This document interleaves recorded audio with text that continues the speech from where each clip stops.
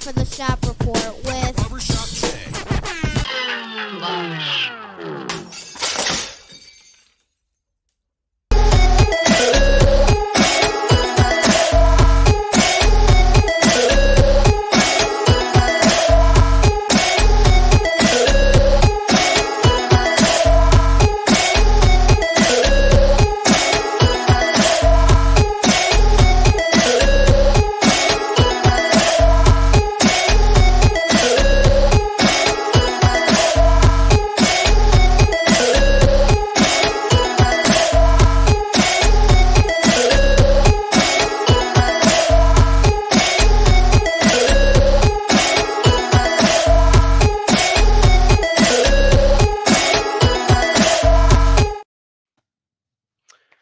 What up, wrestling world?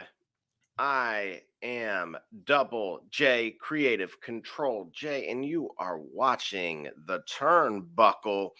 And of course, I'm not even gonna BS. We of course are brought to you by the fine folks over at Buy Cracky. Of course, even though the summer is coming to a halt here in the Midwest, stop being the eyesore. If you got the cracks already bad enough in the sidewalk, get something, save your back, clean your crack, get it by Cracky. And with that being said, I'm going to turn over to my first co-host, my man, D. Gully from the CO Lumbus, who made the drive from the land. From the land, yeah. It was Labor Day family Wasteland Warriors. It was a term that was thrown out there that I heard over the weekend, and I had to bring it back up because I hadn't otherwise heard that circa 1994. Absolutely. Yeah, man. Spent some time up north with the family. From my native Cleveland. But we're back in the CO Lumbus to give you guys today's edition of the Turnbuckle, and we've got a very special guest with us for today. One of our guys, I think you've got, where he's from. That's right. Yeah, that's right. And so he is hailing out of the Dominion of Colossal Wonders. And for the sake of it being anonymous, we will only refer to him here on this program as Paul. Yep. Anonymous Paul. He does not want to give out his real name, so we'll just refer to him as Paul from the Dominion of where? Colossal Wonders, otherwise known as DC. So Paul, how we doing today, man? We're having a lovely time, and I just want to shout out to the 330. I'm just a kid from Akron, and there we go. Yes, just a kid from Akron. To be here with you fellas today. Absolutely. Well, thank you for joining us. Thank you for all the stars colossally aligning. Thank you for the trajectory of the moon and the strategic alignment of everything in order to get you on the show with us. I guess we got some good stuff here. But Creative Control J, man, that's right. And naturally, just like in only ways that I can, I'm going to completely take us into oncoming traffic. And so right away, without further ado, Joey Chestnut, who was banned from the Nathan's hot dog eating competition due to a agreement with a vegan hot dog. Again, I've seen the video of Snoop Dogg narrating hot dogs and how they were made, and that was good enough for me to not partake in either. However, he once again defeated Kobayashi in a private event. And you may say, well, what the heck does that have to do with the Turnbuckle? As you see here, upon doing so, essentially out of nowhere, was Rey Mysterio gifting him his own title. What? So, first of all, he beat Kobayashi. What do you mean again? Like, how often have they went head to head and he smashed a hot dog, smashed more hot dogs? Pause. No. It's an unfortunate bit there. Man, you ain't lying. Unfortunate is right. So, yeah, this is all really, this is a dangerous line. So, Gully, he ate 83 hot dogs in 10 minutes. What's the closest you've ever came to that feat? bro. I mean, if I eat 3 hot dogs in 10 minutes without the buns, I think I'm overdoing it. But listen, there's nothing like a barbecued hot dog or over charcoal with that line of soot. That's the color of the charcoal is being cooked on. I gotta have a crispy streak.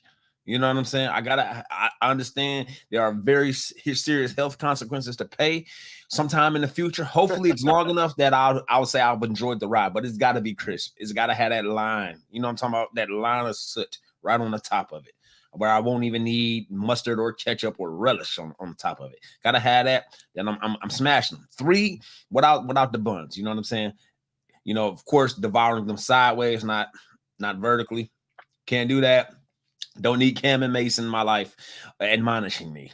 So, you know, sideways, 3 hot dogs. That's how we do it. Absolutely. What say you, Paul? I'm Matthew McConaughey.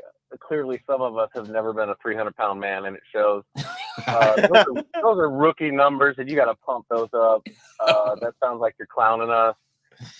Anything less than 3 dozen at a crack is just insulting. These people are athletes. You should respect them. They're eating vegan hot dogs. You should not respect them, but you should respect them because they're competing. I'm here to hear about the competition. These people eat all kinds of gross stuff I don't want to eat, and they do tons of it against other people who will. And that's the important part, the competition part. So I want to know how many terrible vegan hot dogs Kobayashi got down before he ran away.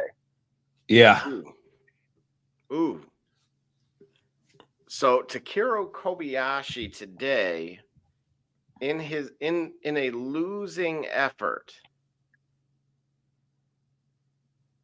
You know, what's really interesting is they're not actually saying, why are they not disclosing 66? Sorry, there it is. Okay. I wasn't sure exactly where, but yeah, so Chestnut nearly ate 20 more, is just shy of 20.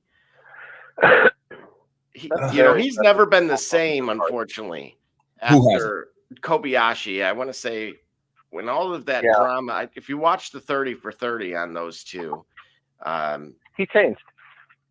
Yeah, he really did. And so it's very interesting.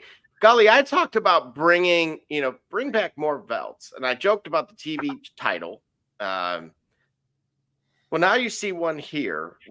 I actually, on this evening's Raw, I seen an ad for, there was a partnership with the NCAA for your university having a title of your choosing also. It's kind of like my Purdue 2022 Big Ten championship title. But break that boy. Different show. Are we reaching a point where now I may have to get off that horse because it is there? Is it diminishing it? Do you remember the days of having to go into a Toys R Us and only having a limited selection and having no other choice in my case but to be an IC title champion and loving it?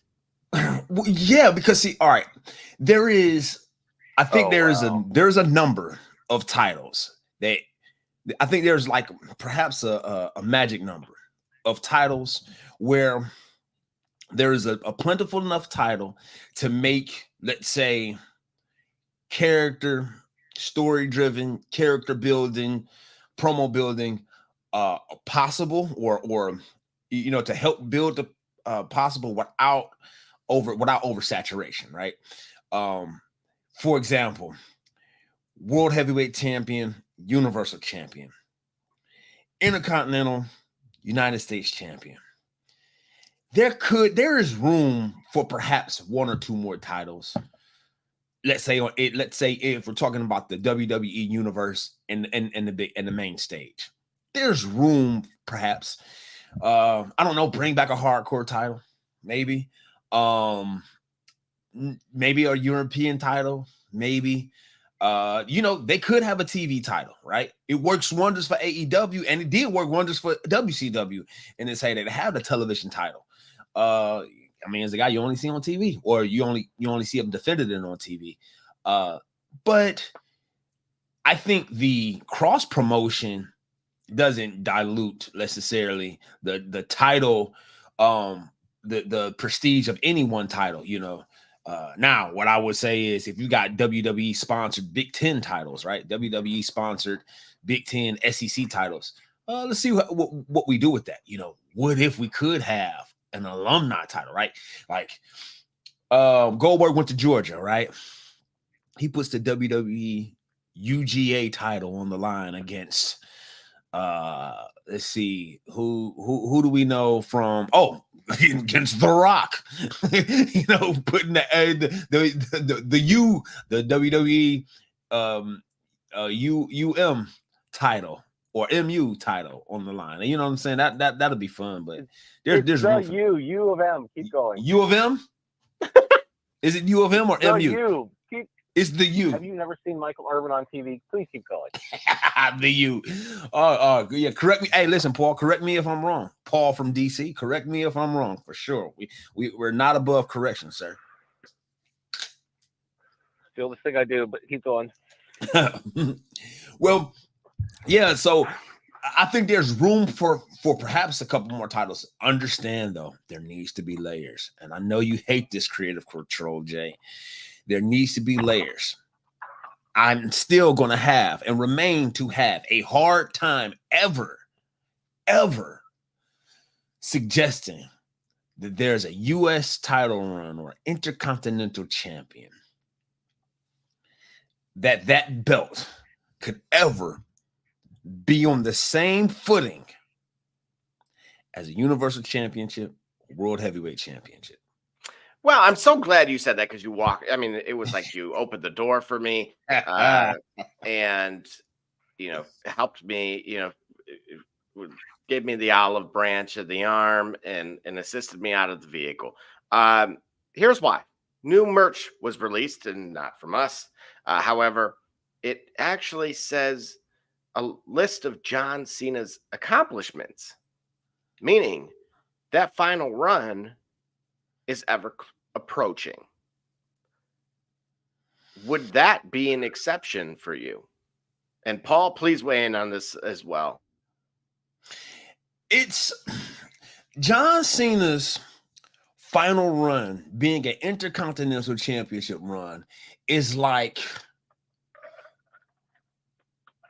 Disney forgetting that Captain Marvel was integral to the Infinity War saga and saying, oh, you know what? We need to make her important and making Captain Marvel. Paul? Darnell, I'm reaching out. I got my hand on that rope thing. Yeah. I'm reaching out for the cat, buddy. Yeah, reaching out for all right. I'm that's how I'm feeling, man. That's how I'm feeling. All right, so hold on. Before I tag you in, Paul, it's just for me. Guys that wore that strap, they made it important on the way to capturing future gold. Or in the case, it was the biggest what if. When Rick Rude had the Intercontinental Championship, we just knew for sure he was going to be a World Heavyweight Champion one day. It never happened. When Mr. Perfect legitimized the belt for me, back in the 80s, we just knew he was going to be a world champion someday because of what he did with the title in what should be the eventual run up to a WWF championship made it important. Clearly, the Ultimate Warrior did that. But when guys somehow get world championship gold, like The Miz becoming world champion and then doing an end run, doubling back, coming back around the corner because, I forgot my keys.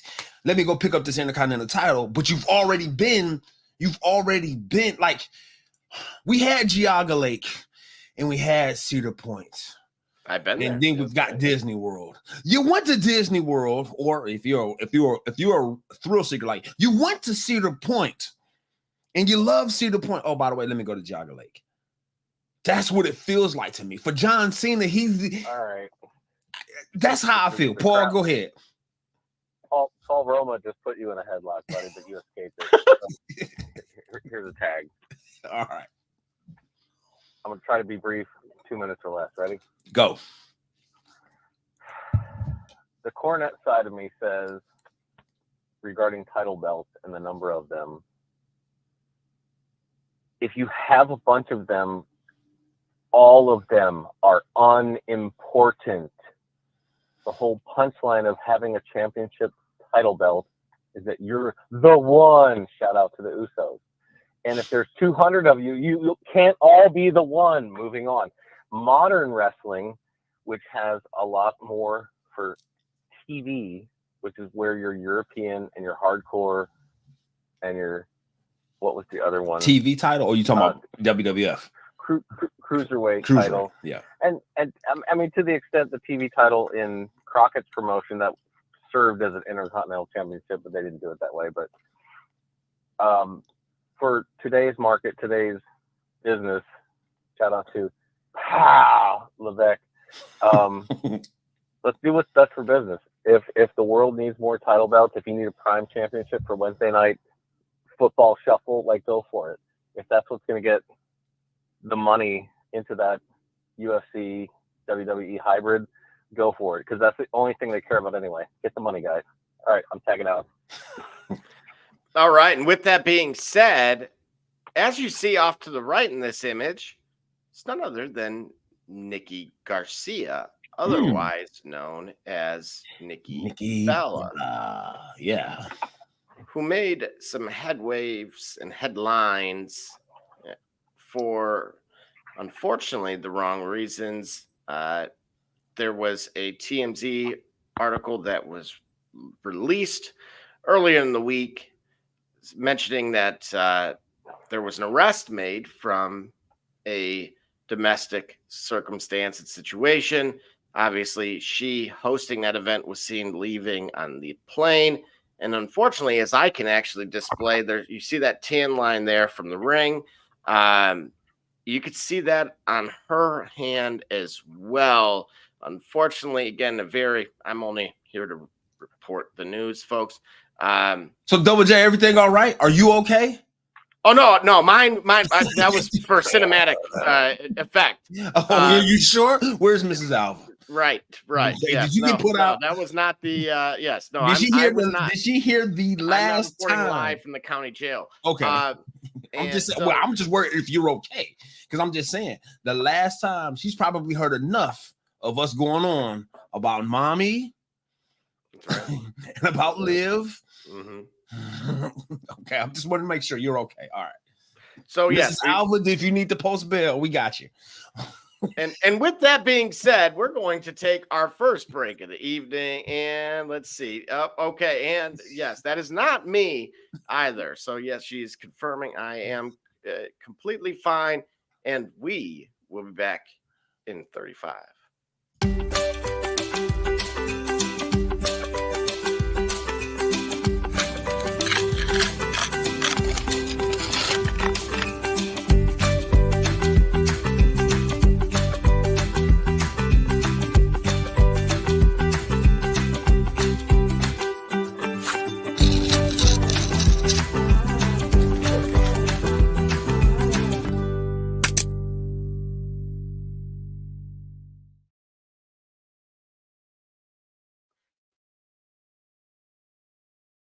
All right, and with that being said, we are back, and we have our next topic, which, of course, is Tell Me You Did Not Say That.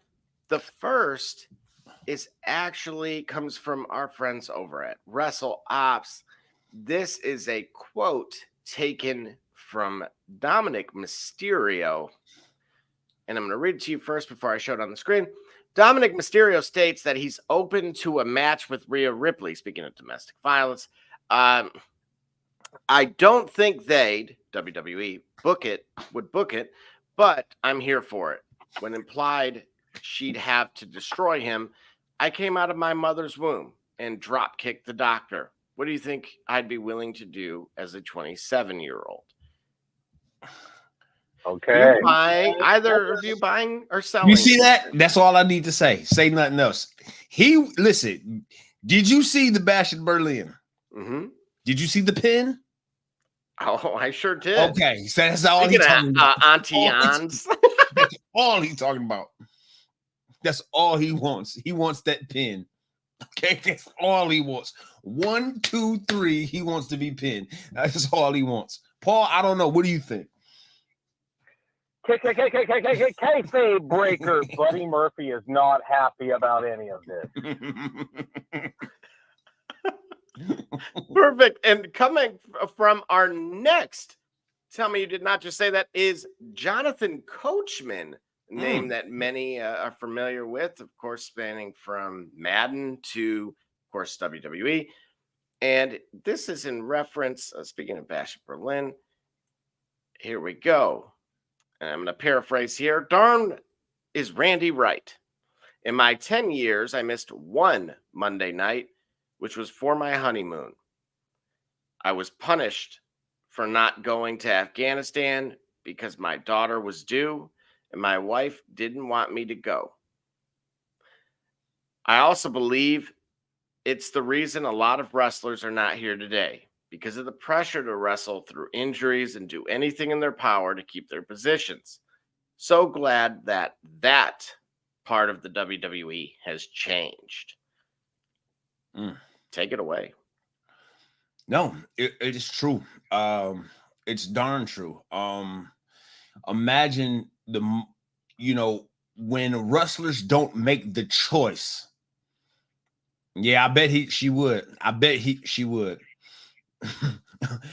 When wrestlers make the choice to put the show above family, one could say admirable for them, but it should be their choice.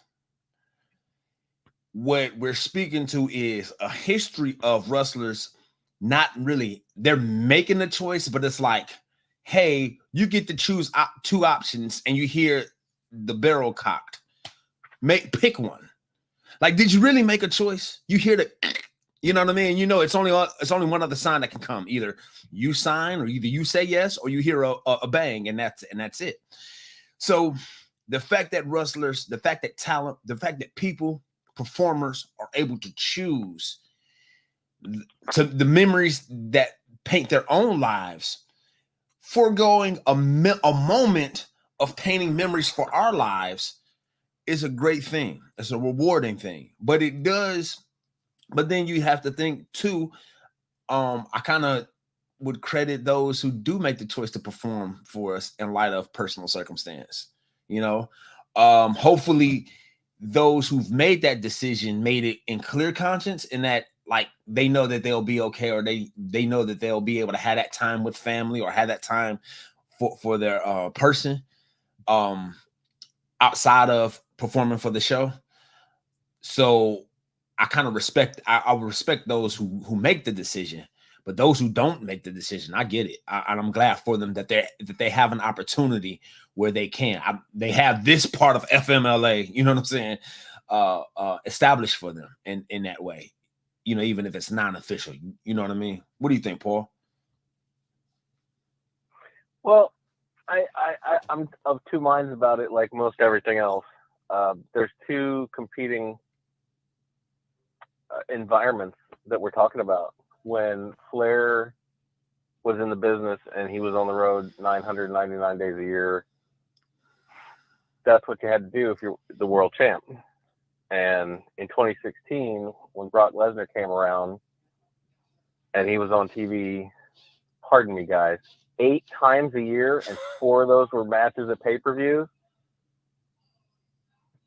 Who was the more important champion in their respective years? Who was a bigger deal? And okay. you have Ricky Steamboat getting demoted basically after his wife got pregnant. He had the classic with Savage at WrestleMania 3. Mm-hmm. Took time off to be with his wife when his son was being born, and Vince punished him because Vince had a structure of company like most companies, which is you're going to do everything for us, and we might maybe let you come back next week and do it again. That's your payment. Now we have a little bit different environment, and the wrestlers are understanding that, okay, yeah, if I need to do life stuff, I'm able to do life stuff, and it's not a career-ending decision. Because in those days of the territories, if I made you mad in Texas because I was having a kid born, I wasn't as good as Ricky Steamboat, but I was having a kid born no matter what, and I made that choice. That was a business decision. And that could have been a bad time for me in the South for the next 10 years. But today, it's not quite the same. It's not quite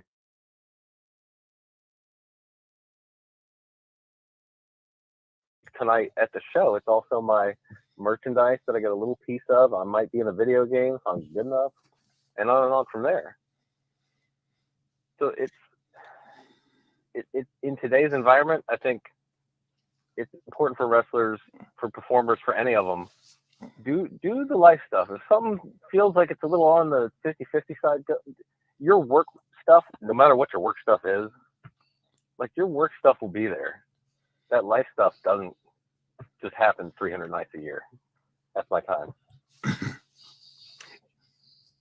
Yeah, I mean, those are all great points, and it allows me to kind of segue right into the new Netflix documentary that's said to drop about Mr. McMahon. As you see there, of course, Bill Simmons and that group there. Hold on. I was on mute. I'm sorry. Hold on. You said Mr. McMahon.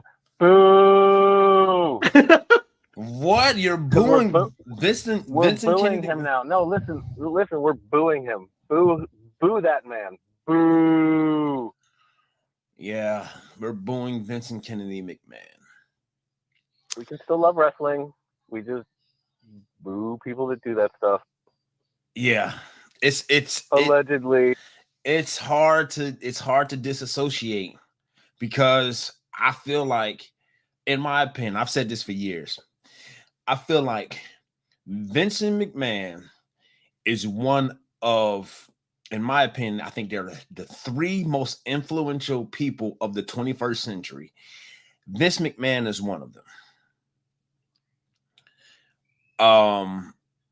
I feel strongly about that, because professional wrestling and selling a story and a storyline, and the idea of selling a storyline within the guides of sports entertainment became the business model for sports has entertainment to then to understand the narrative driven, the importance or the effect of being narrative driven, right? Some of the inauthenticity we kind of get from sports, I think, is due to the fact that, hey, professional wrestling made millions doing this. So now Tim Donaghy's can exist inside of the NBA, and we kind of allow it. The tuck rule can happen in front of our faces, and we kind of allow it. The Deflategate can happen in front of our faces, and we kind of allow it. This is because professional wrestling, because sports is so big in our culture, in the West at least. Vince McMahon and professional wrestling and the narrative-driven nature of it has enabled this to be acceptable because we soak it up. That being said, he's a genius in or around the squared circle, but it's hard to look past some of the unsavory parts, the disagreeable parts, and we'll put it that way. Allegedly, correct, and allegedly, I will likely watch this but again, Cody was actually asked at the conclusion of Bash in Berlin about one of the subjects that were aforementioned, and he said he didn't. He kind of dodged it, and rightfully so. But of course, Triple H had. Speaking of family events, this was kind of interesting. If we want to kind of acknowledge that things have changed, Triple H actually left and didn't do the presser after because of family stuff. He went to go see, I think it was his daughter's first day in college or something along those lines. So he went there for that. Right. So it really does kind of indicate that there's somewhat of a culture shift. You guys both brought up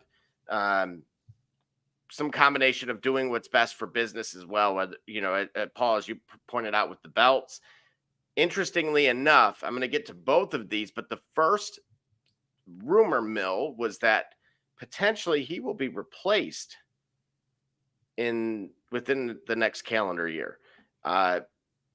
So something to keep an eye on. Pal, who's the he? Who's the he getting replaced? Oh, Paul Levesque, the chief content officer of Try. Yeah. Why? Try getting replaced. Damn, golly. Yeah. Why? I wonder. Is it because Paul has made? Is it because Paul has perhaps set in place the environment or established the culture by which he feels like professional wrestling should continue to exist, and so for that reason he's stepping away? Or is it because they need to make a change because of image concerns and they want to remove anything? Double J, can I do a renegade interrupt and ask you a question? Yeah, by all means. How many years have you watched Triple H in your lifetime? Oh my. Would you say you've watched Triple H for 10 years of your lifetime? No, 20. Okay, so in those 20 years of you watching Triple H, tell me if your experience is different from mine. Here's the thing. Triple H is the most pro wrestling guy there is. If Triple H is going to be not where he's sitting today in the boardroom, sitting today in all those meetings, next year, 2 years from now, whatever it is, it's not because Triple H wants to do something else. It's because either his health is, for a shoot, troubling, and he needs to not be the business guy and be the guy who takes care of his health and sees if he can limp along another 10 years because he's already got the cardiac trouble. Or B, this is a corporate deal. The corporations merge the two things into one thing that's owned by one company. You let the people who are important divest their stock in a rapid fashion, especially if they have impending court cases and they're going to have to pay hundreds of millions of dollars to the new Johnny Cochran of 2025, whoever that's going to be, if he survives long enough for trial. And all of that person's lieutenants and attendants and sycophants and everybody else, they're going to have to get replaced. And if you do it all at one time, just like with every corporate merger, it's a problem. You got to do it a little bit at a time, get some buy-in. Wave do it a little bit at a time, get some buy-in. Wave here's two. the new people. Make the new people see these people who are entrenched as the people. And as people leave, they just say, oh, yeah, I remember Triple H. He was here for a year, and then he was gone. I don't remember interacting with him much, but I sure do love Bubby, the vice president or whatever. Get the Netflix deal done, Triple H. Get the familiar, have your familiar faces. I mean, it's standard stuff, guys. Yeah, have the familiar faces, expand the enterprise, and then once they're gone, or once the new deal has been established, once the expansion is complete, then you can go ahead and take a back seat. Interesting. So, boy, does that throw some serious grease on that fire that was that meeting between Shane O'Mac. Man, I was just about to ask you. I was just about to ask you that. I mean, come on. Boy, if you know it's coming, right? I mean, unfortunately, I've been fired in my lifetime. You know, without the theatrics of either Vincent Kennedy McMahon's You don't think so, Paul? Are we referring to the Tony Khan and Shane McMahon picture in some office meeting room? Yeah. I mean, think about what you just articulated. right? That's Think about To a T. nothing. Yeah. So you don't think that this would be a more, unless it's like what I'm saying is perhaps it's less.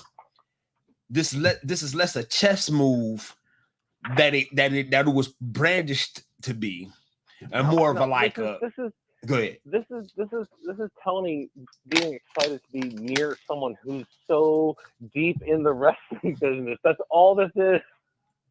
You know, what'd be a cool photo? Those two in a room when they were 14. That's a cool photo. Not when they're 45. This is a nonsense concept, boys. I'm so sorry. This is nothing.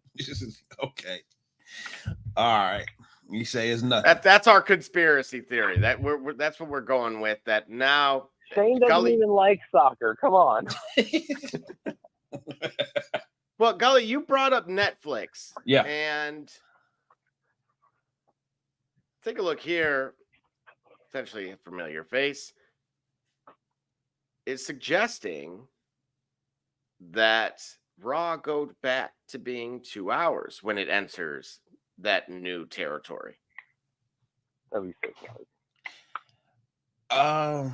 Right. See, if they're running on Netflix, are they running 2 hours? Are they running it like a pay-per-view? You know, in terms of commercial breaks. That was my initial thought, was it would pretty much operate like we've seen PLEs on, Peacock or something of that sort.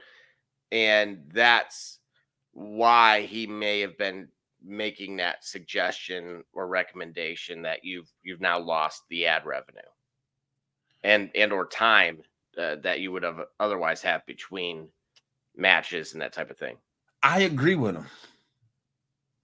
I agree. I don't think now wait a minute here. Hang on a second, because we've had and we currently have someone like Paul who has stated the difference of the past versus the present when it comes to production.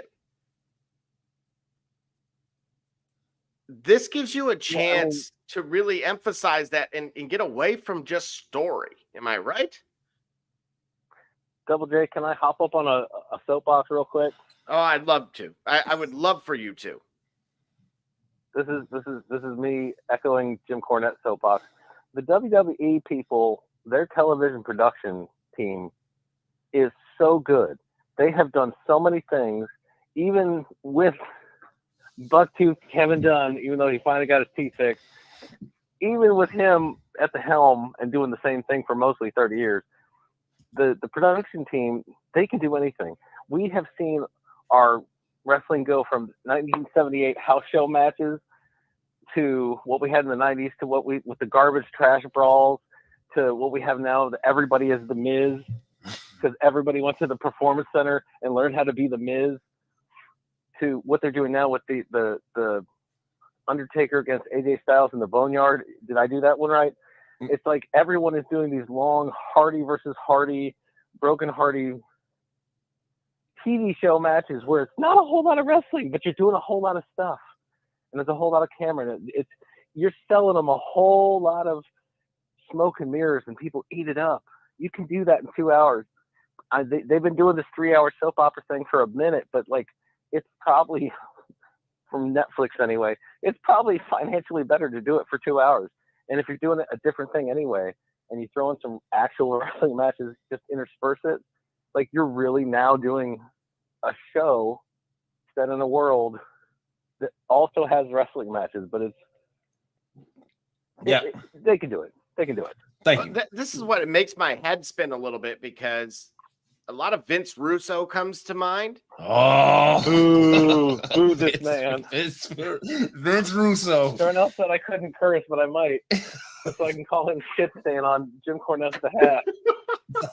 Well, coincidentally, a meeting, a personnel meeting did take place within the last week as well about swearing. Now, Gully, you may remember when The Rock joined the board, and then ultimately first order of business was to put himself in the middle of Mania, potentially rightfully so, based on this American nightmare of a title run.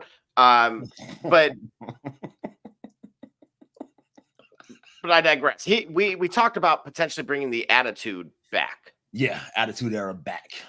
And now we're getting memos that sound similar to Linda McMahon is running for office and Sable, put your clothes back on. I think that. Boo. Well, what happened was the WWE was unlucky in that, in my opinion, luck is when preparedness meets opportunity. The WWE was prepared for Netflix 25 years ago. If there was a room for HBO or Showtime to see the vision of what pro sports entertainment would be, and then to pick up WWF at the time or WWE, then you could have gotten the natural. I mean, the product naturally went that way, but then you could have gotten the authenticity. I mean, they still even put it off on pay-per-views. Like, how many times did we have to see the Fabulous Moolah's Puppies and she's 74? But I'm saying, right? Ooh. But now we've already done that. Like, how many times did you really did it? I mean, I don't know what type of sitcom fans are you? Did you really watch Will and Grace when it returned to television? Are you really going to watch Frasier now that it's coming back for like a third time, if you will?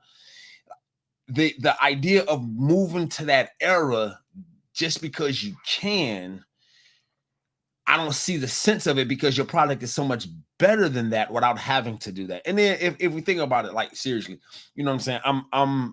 I'm in my fourth decade on this little rock we call Earth. I understand that things are a bit more relaxed, if you will, but do we have to have an area where does every area have to be? Does every area have to be the video curtain, the video store with the red curtain? Do we have to have that just because we can? Well, this is starting to all feel like Eric Bischoff as well, who was then asked to do a second show. And is that where Mark Calloway's going with this suggestion as well? Well, yeah. What's going to happen when Raw goes to Netflix, right? They just got the deal with what USA is going to get SmackDown. And then NXT is on the CW. I'm willing to bet these are at least 3 to 4 or 5 year deals. So if they condense the Raw programming down to 2 hours, it does certainly leave room for another show. That's what I'm saying. I wouldn't mind it, because I think with 3 hours, considering you don't even have to have the commercial, the advertisement breaks, right? That's not the same 3 hours as network television. Network television 3 hours is what, 2 hours? Is it an hour 47 minutes, an hour 55 minutes at that? So they'll have a true 2 hours. No. I could be wrong. That could be significantly less. Don't get lost in the numbers, man. Just keep going. Yeah, I'm saying that they'll have actual more time, more concentrated time to perform on Netflix with advertisement. A shorter show keeps the attention span there and keeps you thirsting for more. I mean, though we love binge watching, I'm saying 3 hours with few commercial breaks, like, it's gonna get boring pretty fast. Paul, any thoughts on that end? Does it give you Eric Bischoff vibes, where he may have what I thought was a limitless roster at the time, but unfortunately ran out of creative development for the two programs? Is running essentially a PLE type of event versus network television? Is that going to stretch them too thin, despite how great that production team is?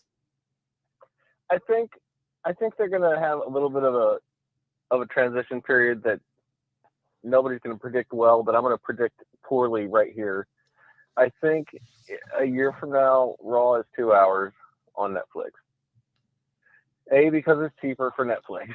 B, because there's less performers that have to take bumps, and I know that for the last year they've been doing the Roman Reigns, let's drag this out and talk about stuff forever so we don't have to have bumps.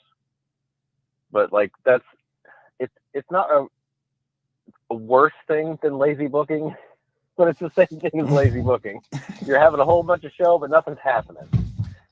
At the end of it, nothing is different from the first, beginning of the show, and ultimately nothing has changed. But tune in next week. Right. Nothing has changed. But I think with a 2-hour show, I think they'll have less pressure on the writers. With a certain person who hails from North Carolina by birth, who's no longer in good graces with the company, not being around, I think the writers and the performers will have a little bit better time getting to that better sweet spot. Roman Reigns got told what to say for years, and it was terrible.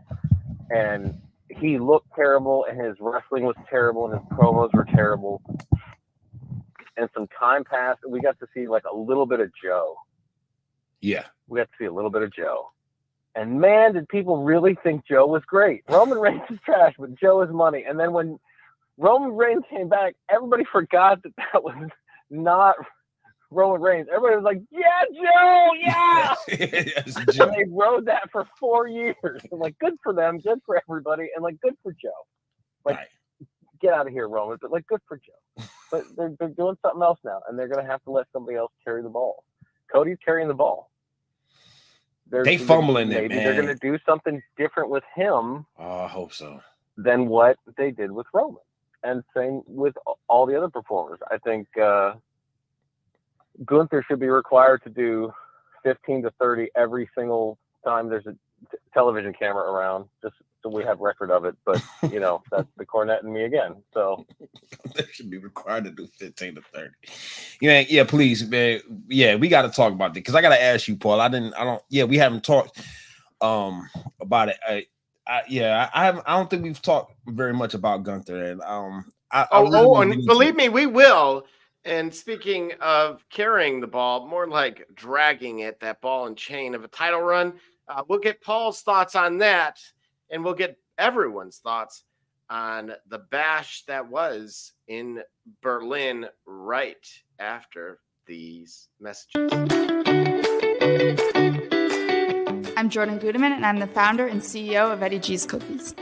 I was first diagnosed with a nut allergy when I was young. At the time, there weren't a lot of labeled items that said if there may contain nuts or there are nuts in the food, so my brother and sister and I baked a lot at home, and we enjoyed treats from mixes and things like that, but I noticed that it was not the same as what my friends were enjoying, and I started making up my own recipes. When it was time to pick a career, I decided to start a bakery so I could share my treats with everybody else. When I started creating my recipe, I was taking in all the things that I thought I was missing out on. A soft, chewy center, a crisp outside crust, and a taste that is just like it came out of the oven at a bakery. When I put all those things together, I had come up with a recipe for a dream cookie. Eddie G's Cookies only uses the finest ingredients. We have all natural flavorings, no preservatives, and every cookie is made in a nut-free environment. The best part about Eddie G's Cookies is that they can be delivered right to your door. You can share them or not. We won't tell.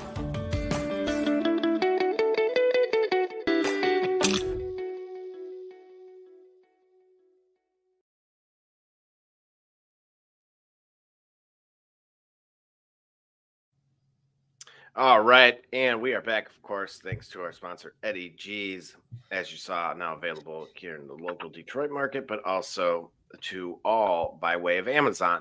As you guys both pointed out, some key figures that took part in this past weekend's events that was the Bash in Berlin.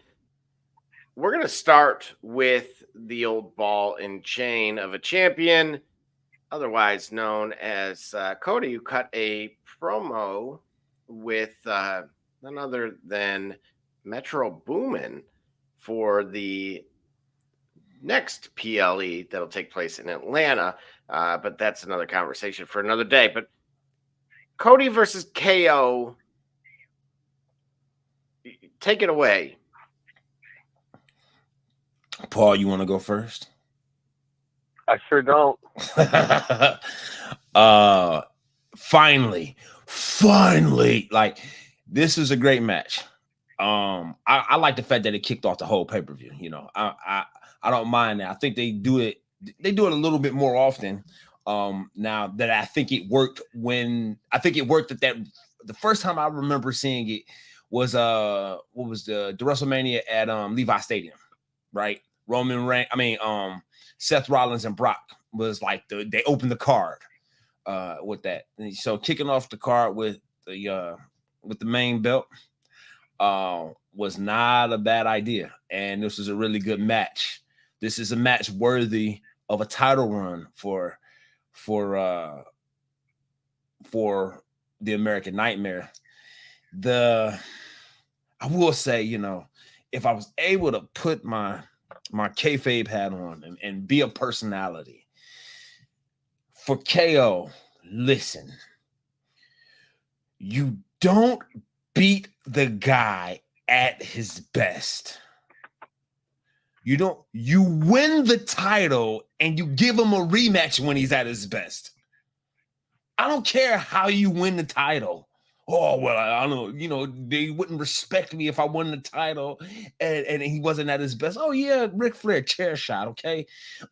Listen, you win the title. The idea of it is you want to be a guy that defends the titles when they're at their best. Win the belt, get the prize, then choose his course. I mean, I'm just saying that's the narrative in me. But all in all, it was a great match. It was one of the best matches that Cody's had with the title. One of his best matches, in a great while, and one of KO's best matches too. Some of the spots were good, were great, and it was a match that made sense, story wise, psychology wise, largely made sense. And I just feel like KO should have just won that belt, if they were going to go that route. But of course, like you said, creative control, Jay. Cody's cutting promos with Metro Boomin for the October pay-per-view, so there's no way he's losing the title ahead of that time, at least. Correct. Right? Correct. It's like Tom Cruise is the star of the film. He's not dying in the first 15 minutes. Nope. Can I interject my James Mark for just a moment? Go ahead, bro. That's Cornette's first and middle name for you government name smarts out there. I hate 2 world championships. I hate it so much. I can't ever be bothered to care that there's 2. I want to have one that's number 1. We have reduced ourselves from, we had a good college football voting program, and we knew at the end of the year who was number 1 because that's who everybody voted for. But now what we've done is we have that and we have a playoff at the same time. No, we're ruining it. You're ruining it. You're doing both. Sometimes both isn't better. It's rare, but this is one of those. I want one top guy. I know this is not what business does. I know this is not popular modern wrestling theory. Don't care. I want one top guy. I want one top female wrestler who's the women's champion. I don't want 91 champions who are the best. No. Give me one. But as far as this, it's a nightmare to try to book it. Who are you going to put first? Cody? Upside. Well, the crowd loves it. Give him some time. They tell a story. Flip it to all the other side. He's the closer. Whatever the crowd does, if it's great, it's because whatever before was so lacking, so they're dying for something, and that's why they got excited. Or if they had a great match and the crowd didn't jump, it was, they were exhausted, or it just wasn't that good. Like, you're in a bad spot no matter what. But it sounds like it was a good show. And Cody, ball and chain, though he may be, he's our ball and chain. Do you like him as champion? No, I love him as champion. All right, fantastic. Okay. I do too. Well, I already shared my thoughts. What about you, Creative Control? What about you, Double J? Did anyone really think Kevin Owens was going to walk out of their champion? Even if Not even Kevin Owens' kid. No one thought that. But what I did know is he was gonna have a match to make you believe. He was gonna make you believe more in Cody as a champion. You follow what I'm saying? Like so Cody's gonna get tested. Yeah, Logan Paul versus Cody Rhodes. There ain't no way in two versions of hell. Okay, but Kevin Owens or AJ Styles versus Cody Rhodes makes you, yeah. My problem with that, unfortunately, is that it's like Clemson hanging around with Georgia for a half, and you're like, wow. Or it's like Canelo facing Floyd Mayweather. Is this really, have they fallen off, or is this other group really back? And then they completely pull away and blow them out by 20 plus. Well, okay. No, that other group really isn't that good. My issue with this is that from a booking standpoint, now what does Kevin just prove all of that to us and then limp away, tail tucked and move on to something else? And he was that close to the gold. Like, well, AJ Styles didn't even do that. Yeah, they have a problem. I think they have a problem that they haven't created the guy that might be the next champ. Right. And so that they had an issue backstage, Gully, with the Samoans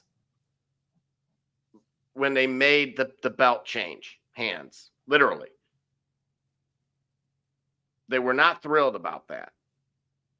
And you've seen Rikishi, he's given his thoughts candidly about Yeet for a while now. We've had mixed feelings about Yeet because of, every time we look at the scar on our hand, that is WrestleMania. Right. With him. Who is that person? I mean, there are a few that could be. Kevin Owens could be. AJ Styles could be. Even there. Go ahead. Boys, there's an elephant in the room, and his last name is Racksteiner, and nobody wants to call him that. They want to call him Braun Breaker, but the next champion, you're wondering where he is. What belt is he holding right now? John Cena's. You know what? Hold on. One person said Intercontinental. One person said John Cena. I'm pretty sure he holds the U.S. title. Oh, wait a minute. Nah. Braun is the Braun Breaker. Yeah, what does Braun Breaker hold right now? He holds the IC. Because wait a minute, really? Okay. Yeah, no. Because who is the U.S.? No, Sammy still is the U. No. Who? Wait. I thought he took the U.S. strap off of Logan Paul. I thought that was the last thing. I thought. I could be wrong. Wait a minute. Who took this? Hold on. Jamie, pull that up. Jamie. Yeah, it's called WWE. Logan Paul. Shout out to Joe Rogan. Logan Paul lost to Logan Paul lost the U.S. title in Cleveland. He didn't lose it to Braun Breaker. Okay, does Braun Breaker have a championship right now, or am I just hallucinating? No, he does. Yeah, no. What I was referring to is John Cena's final ride is going to be for the IC title. Right, the only one that he hasn't had yet, and that just so happens to. So I completely agree with you. I think, unfortunately, the way that it's currently booked. I mean, again, we have time between now and say Mania, but talk about. I would have to work over. Can we book this differently and just decide John Cena doesn't need the Intercontinental Championship? Can we just decide it's not necessarily because he's already been world champ 16 times? That's what I've been saying. That's Joey, what what's that term? What's that He verbiage? doesn't become better because he got the Intercontinental Championship in his 39th year as a wrestler. right. No one is going to think he was greater, and no one's going to buy more T-shirts or buy more tickets because they get to see 41-year-old Intercontinental Champion for those 19 weeks in 2024, John Anthony Felix Cena the Fourth. Are you kidding me, audience? Man, you know everybody's government name, man. We listen. Hi, my name is not Paul, but I am autistic and I do things like this. Right. The fourth. I didn't even know it was the fourth. This man had this name for 4 generations. But no, right. I agree with you. I don't think that Cena needs a title. Now, the question though is, or the elephant that you brought up. The answer is John Cena smashes Cody, and we finally all cheer for Cena. Are you kidding me? You want to hear Monday Night Raw? His name is. Are you kidding me? Yeah. Are you kidding me? Yeah. Here's the thing. As I'm reiterating, right, that the Grand Slam for them all, which is Cody currently needing the US title. Yep. And John needing the IC. We could have already gotten a SummerSlam and somebody else could have. So Paul, I want to ask you this because I threw this at Gully. The way that things have played out currently, up to date to where we are, could someone else, such as Solo Sikoa, been champion from that point on, and it basically not having any other issue in the matrix, if you will? I don't know that we've had enough Solo Sikoa matches. Thank you. I know we haven't had enough. I know we haven't had enough. I believe Solo Sikoa is a terrifying monster, and he's a foot shorter than Braun Strowman, but he's doing the same character. He's the one everyone's afraid of. And I see nothing wrong whatsoever with putting him on a 2-year losing streak in the big moments, in the title matches, so to speak, while he's chasing. Everybody loves the chaser who's trying to get to it more than the one who's already got it. Unless, it's a very special champion. But if you're doing a chaser program, which Solo Sikoa should be on until he can wrestle, if you're doing that, and they're making all the implications that they're going to do that, because once you let him get to the top of the mountain and hold the championship, all right, good. Now what? What are you going to do with him? He still doesn't know how to wrestle. He had less than 100 matches on TV. Have fun. No, he's chasing, and he's going to have to fail for a bit so he can learn how to succeed. But he's a guy. Breaker's a guy. They got a few. So there are a few thoughts on that unfortunately the run has been so underwhelming, in my opinion. Again, as Gully pointed out, kind of necessary for closing the chapter, that type of thing. And I get that, but I think he could have gotten a quick 3 count and moved on. Somebody else could have moved on because it's been unfortunately, that underwhelming. And now, as we see, it's gotten it to a point where it's even more complicated because there are a couple aging stars. You talked about chasers, and one of them is on this card here, which is Randy Orton, that has major milestones that they're trying to achieve. And the only one that I'm realizing right now, because I'm trying to remember the last time he won in a PLE. Speaking of streaks, he's kind of has a solo streak of his own. And that's a problem for me. That's the beauty of professional wrestling. I don't know that.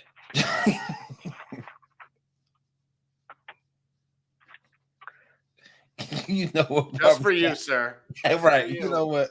I have thoughts, but I'm wondering. I'm sorry. What was the question again? I'm so sorry. Well, I was throwing out the idea that someone else could have been champion post WrestleMania because of how underwhelming it was essentially for where we are currently, and that it has basically, if you were to have a kind of a rift in the matrix, or what is that terminology called, Gully, where you have essentially a duplicate, right? One of those string theory type of options where there is another world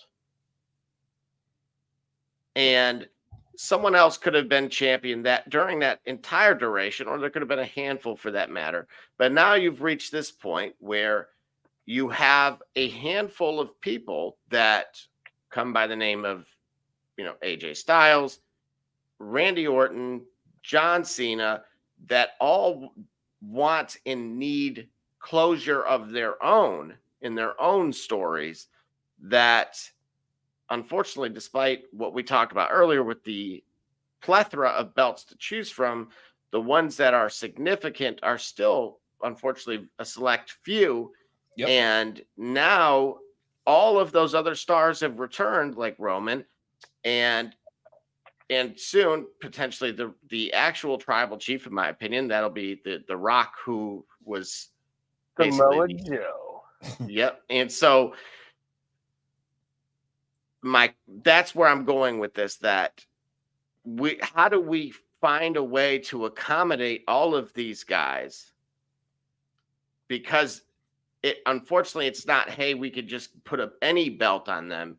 It's specifics to them in being able to go out on top, essentially, when they really kind of before they move on and ride off into the sunset. That's where I'm asking.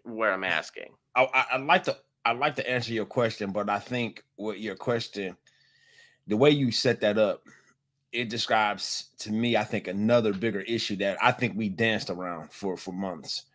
What we're describing, what that sounds like it describes is, hey, when Cody finally loses, the room is going to be so crowded, he's not going to get it back. He's not going to be the chaser that I don't think he's going to be in position to be the chaser that Paul, you and I had talked about as a champion, because the room is going to be very extremely crowded with legacy guys riding off to the sunset, and then other stars that they maybe want to build. Will Cody even get back? Will Cody be like Kofi Kingston once he drops the belt, and he's never going to sniff that era, or it's going to take him a while in order to get back there? Like, or he drops the title and maybe he's in the World Heavyweight Championship scene, the 1A division, the one, you know what I mean? I see that being a likely scenario for Cody, but it's unfortunate because for everything that it meant for him to return to WWE and to get the Universal Championship, which is WWE's preeminent title, you'd want to either have a great run with it or him remain in the picture. It seems like both of the scenarios, both of the nightmare scenarios are happening. It's not been a great run, and when it's gone, it doesn't look like he's going to come back with it. That being said, yep. Go ahead. I'm a numbers idiot that has no numbers in front of me. What metrics are we using to measure Cody's time so far as being not great? Are there literal Nielsen ratings from like Roman's first year with the strap versus Cody's first year with the strap, and SmackDown was doing a 7.8 every week, and Cody's drawing a 2.1? What are we discussing here? Nah, I think it's more. Okay, well, there's a few points. First, Gully insists that a US title should never be the main event of a PLE over a Universal Championship, as an example. And well, we're talking about how it kicked off the show. So that is already, we could start there.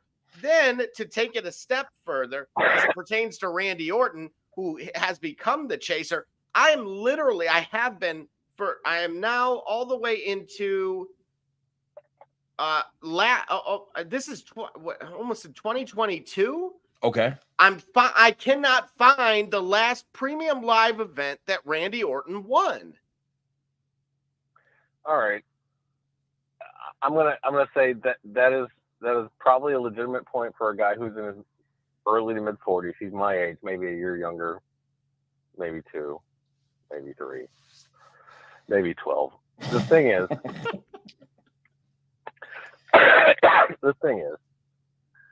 with Randy Orton, he doesn't have to do anything. It's just every day he shows up, we should clap and be happy. He doesn't need to have a championship belt around his waist to be important. He doesn't have to make you amazed at all these things he did in the ring or on the mic that night for him to be great, because he's done it for 20 plus years. The thing that's great about him is that he's here today.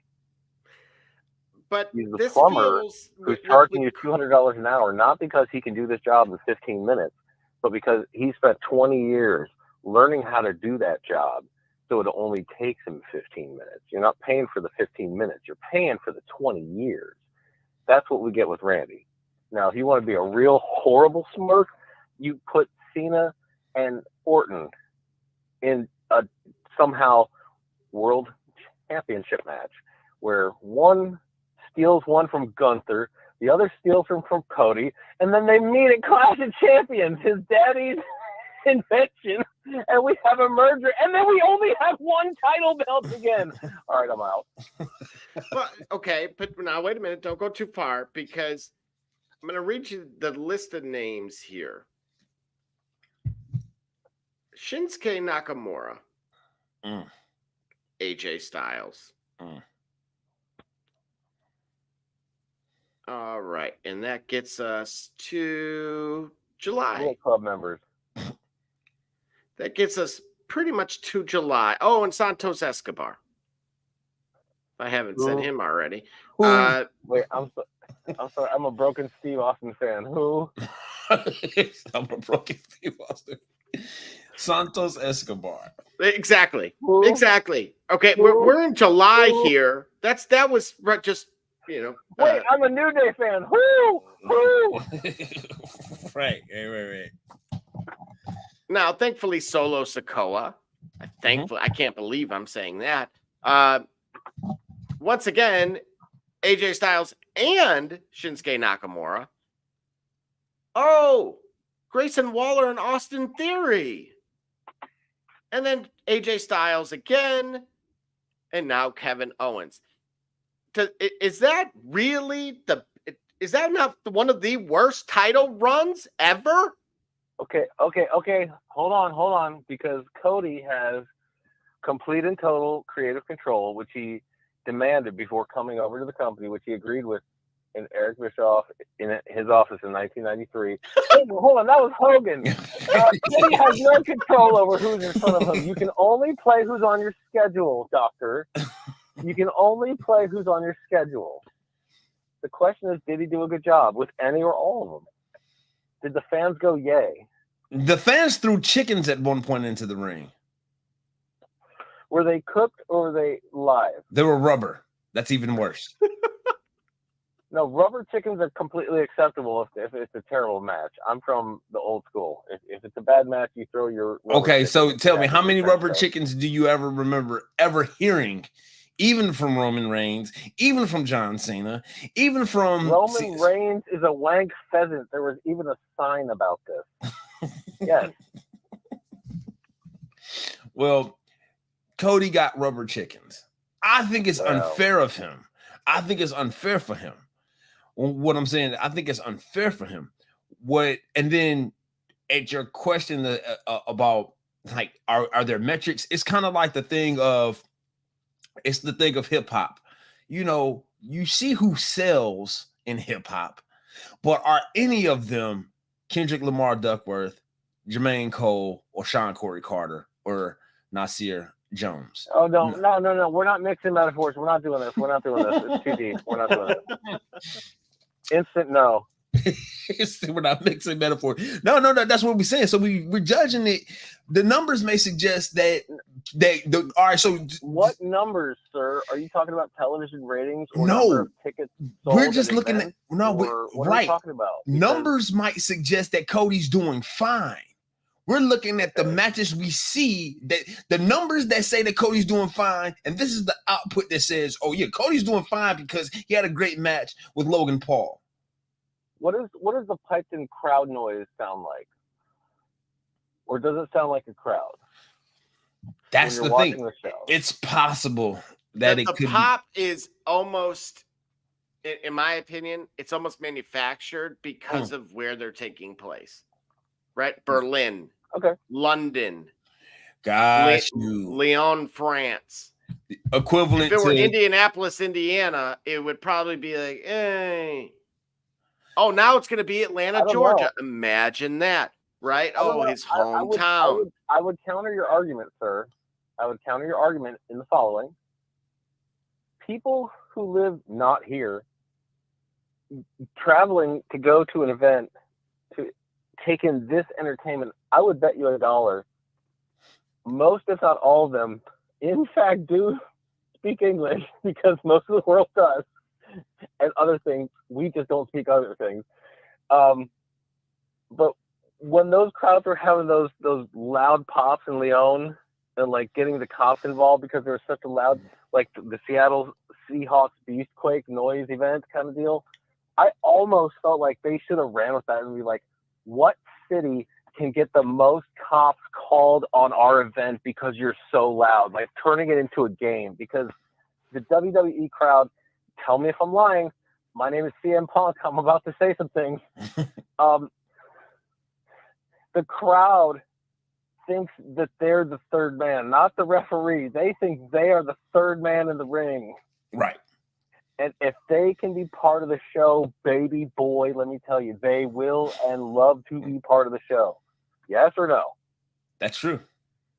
WWE making a competition going around the globe, trying to get noise violations, setting records. Are you kidding me? Of course they should do that. All right, for sure. For sure. So, but what we're saying is, so if we were to line that up, go ahead. Next to your favorite superstar, if we were to go through and say who was the greatest Universal Champion of all time, and you were to bring Cody Rhodes' name into that, there's never been one. All the great champions were champions before that nonsense Universal Championship got fabricated out of nothing. I'm that old. All right, I'll go back in my cave now. So, are you saying that? Would it be fair to suggest, Paul, then that it doesn't matter what we're getting, what championship reign we're getting out of Cody Rhodes, because the idea of entertainment value and expanding the audience is always ever important, and character development or narratives are the things that old folks care about. No, and I'll write the whole thing for you right now, and I'll fix it for you. All right. Because your narrative is correct up to this point. I couldn't tell you one Universal Champion that was great. Here's why. Because there was another champion most of the time. Who cares if there's two number ones? Here's the gimmick. You get one champion. That was Roman. He was the guy that had all the belts. You should have one belt in that case, one championship. Okay, now there's two. So you're right it as follows. You get Cody and Gunther. And Cody gets the next chapter, which is unification. We do away with one of the belts. We have, wait for it. This is going to surprise everyone. One world champion who's number one. Then, wait for it. Gunther takes the unified championship away from Cody, and everybody is sprinting. Okay, Cody gets to enjoy his child's, next 6 months or whatever, while he recovers from his XYZ age, recent injury, whatever, Gunther gets to have a push and a run, and he gets everybody as the guy, and you have one champion. See, I like that, with the exception. Now remember when that was a decade ago. It was Orton and Cena. Yeah. And Daniel Bryan was in that mix. Let's do it again. Orton and Cena, let's do it again. Yeah. Orton had one, Cena had the other, Orton won the title, and Orton was the unit. Yep. Wasn't it the ladder match where you had to like climb up and get it? Or am I making that up? No, I don't think you are. But I feel like I was because CM Punk's last, I think, unless I'm wrong, was in Chicago, and I was there. And I want to say that's when all those things were about to kick off. And he clearly, when he abruptly left, kind of threw off something in that mix, and it opened the door for all of that stuff. So I think you're right. But so I do like the idea. We've seen it before. It is becoming more the entire history of wrestling. Right. Exactly. So I'm not opposed to that at all.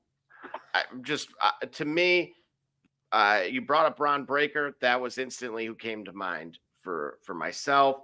It allows Cody to then go and get the U.S. title and then spend all of his time. You want him to have this belt so bad. Yeah, so he can move on.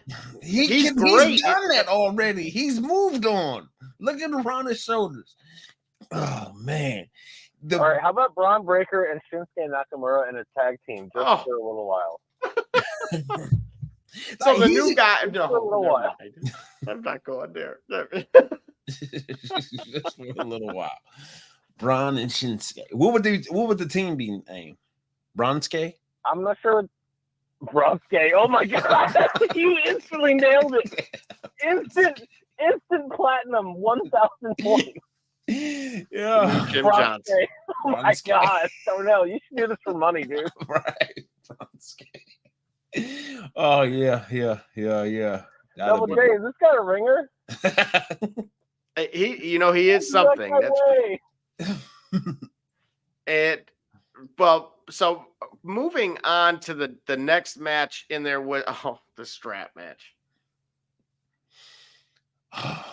I'm not a big fan of gimmick matches, particularly matches that don't stretch the limits of imagination for professional wrestling, like table matches, table matches, cage matches, TLC matches, all seemingly make sense, even in the realm of professional wrestling. Hell in a Cell, a strap match doesn't. It stretches me beyond my limits. That's a blow off match. I'm not going to have to fight you anymore because I've beaten you this bad. That's the point of the strap match. Has that happened, you think, with Punk and McIntyre? No, I think it's an interim thing, but it was something to do for a while until they get to the cage match. Right. Well, it's interesting because on tonight's Raw, Punk came out in high spirits, and once he had kind of declared he had moved on and was going to focus his attention on Bron Breakker, coincidentally, Drew McIntyre said, no, you're not. And Drew McIntyre said, no, you're not. I'm not through with you. But something I noticed, and apparently some others did as well. He kissed the beads. But I did want to show that as well because Drew then, once he laid out Punk, took that necklace back, marveled at it for a little bit, and then broke it. And then put all the beads into Punk's mouth. What is going on? Man, what is going on here? Right? What are we talking about here? I don't know. The more I kept going, the worse it was getting. So Yeah, like whoa. So So then he gently caressed his cheek. And then, right, like wait a minute. oh, right. Why do I hear jazz? Right. The Val Venus made a surprise return. Right. Wait a minute. This is in Puerto Rico. Wait a minute. The camera got dim. Bruce Pritchard, Buddy Love came out. All right. yeah, Jameson. So Drew McIntyre is still interested in fighting CM Punk some more, which is what all of the people want, is what I think we're getting to.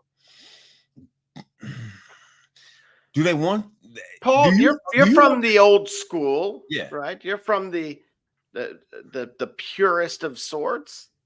Wrestling. I'm from the school that they built before that old school burned down. Should this have this Punk McIntyre thing? Should that have kind of burned with it? No, I think as long as the people still react to Punk and McIntyre going at it, let them do this for 2 years. Again, long-term booking. The practice that you get with somebody will make you better. If it gets stale, you can peel off, fine.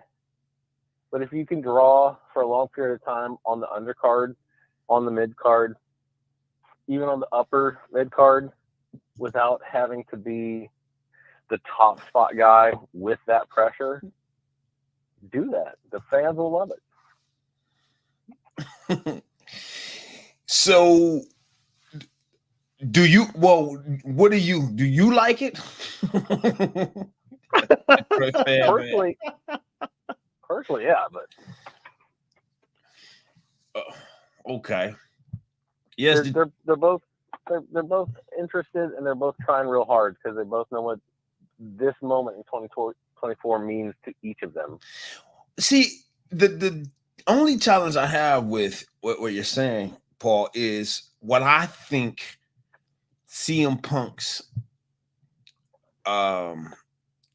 desire to return to WWE altogether was, and that is, hey, I'm on the main event of WrestleMania. How do you position their program in such a way where it becomes a WrestleMania main event? So it has to be either the fans decide it, a la Daniel Bryan, a la Kofi Kingston, finally. Yep. Or it has to be the company decides this is what's happening, a la Ultimate Warrior, a la Hogan at WrestleMania 3, a la a few other instances of despite what the fans wanted. But if this feud has legit legs, like a lot of feuds in wrestling have over the years, you can literally have these people fight each other for half a year before it gets terrible. Historically, not for more than that, but usually what happens in the first 2 or 3 months, you're hitting and hurting each other so bad, somebody goes out for a few months. So the feud's not over. We can come back to it, but it's not continuous. And that's where we are with Punk. Every other match, he's out for 2 or 3 months. So, we're kind of doing that either way. And Drew McIntyre's kind of got an easy schedule for 2 years. All he's got to do is be cool and not, have a wellness smellness. And, WrestleMania 59, him and Punk, we're right there. Well, but believe it or not, photo surfaced of Seth Rollins and the man, otherwise known as his wife, Becky Lynch, with that being, of course. And I don't, but if you remember, Gully, I pointed out that it felt very Bret Hart. Wait, what am I doing out here? Bret Hart, my guy, my hero, Bret Hart. I actually think I have a Hart Dynasty cup from Bojangles due to that collab. So you're welcome. I was thinking of Bill Goldberg. Bill Goldberg. But okay. So we're going to shoot on the feud that I wanted to shoot down, running indefinitely. Wonderful. The mixed tag match was next. Obviously, you had brought up the Auntie Anne's pretzels, otherwise known as the lock that put Liv Morgan away for the victory. I love that. Auntie Anne's pretzels, yes, indeed. What, yeah, no, not at all. The Brocklock. The type that would get your the type that would get your folder set on the teacher's desk and taken to the principal's office and get a phone call to your mom. I don't know. This might be too many metaphors for me at the moment. I might need to call an adult. Bro, just look at the pen. That's all I'm saying. I don't know if I can show it on here. No, you cannot. No, you cannot. Just listen. Listen. There. Look at the pen. Okay. Oh, it's suggestive. It's it's not a suggestion. It's a mandate. Okay. Oh, all right. I don't need to know the guy's name. I just, Nah, bro. All right. That's okay. I feel like Gorilla Monsoon saying, "Oh, would you stop, brain?" Yes. Yeah. I'm definitely monsooning right now. Oh, would you please? Somebody get me funny Jack Tunney over here. Right. Oh, yeah. But I will say. Did you like the Terror Twins? No, I don't. That's not a name. It's a name of Pokemon villains, man. I swear to God, I don't like it. They're so underwhelming to me.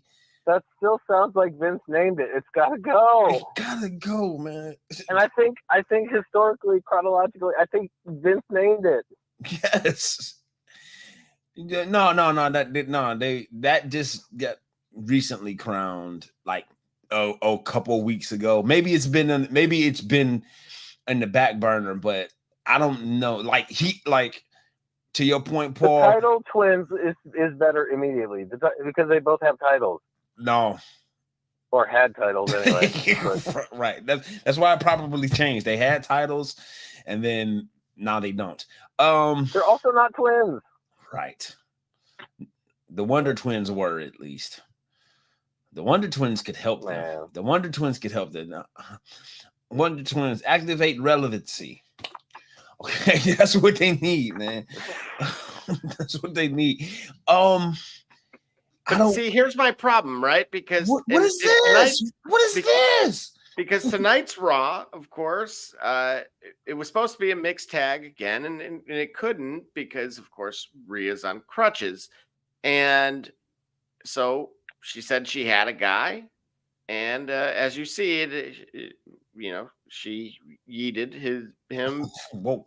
She yeeted help, and Yeet delivered. My problem with this is they beat the tag team champions, which is of course Finn and JD. Yep. So you make them look weak. You cut them down. Pretty much the entire match. You have the Terror Twins win, and then you make your tag champions look awful.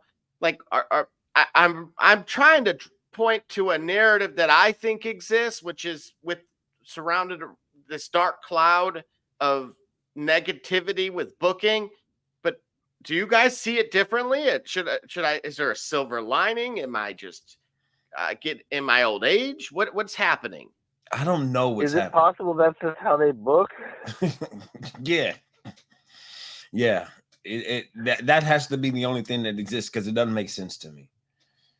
It doesn't make sense to me. I feel like in the world of if we're shooting on this, Rhea, it's like they're booking Rhea and Damian like they needed help, and they didn't. Even if Damian is somewhat limited as a big talent wise, look at the guy next to him. He's still over. Like they're booking these guys like they need the help, and they never made sense to me. Like the Judgment Day doesn't help each other. Like no, you a band of people. You are a stable. Stables will do stable things. Okay, the Heart Foundation did Heart Foundation stuff when Heart Foundation stuff needed to be done. Stables don't have a stables in their history never had a code of ethics. Like we don't interfere in our stablemates matches. No, you don't. Otherwise, you don't exist. Okay.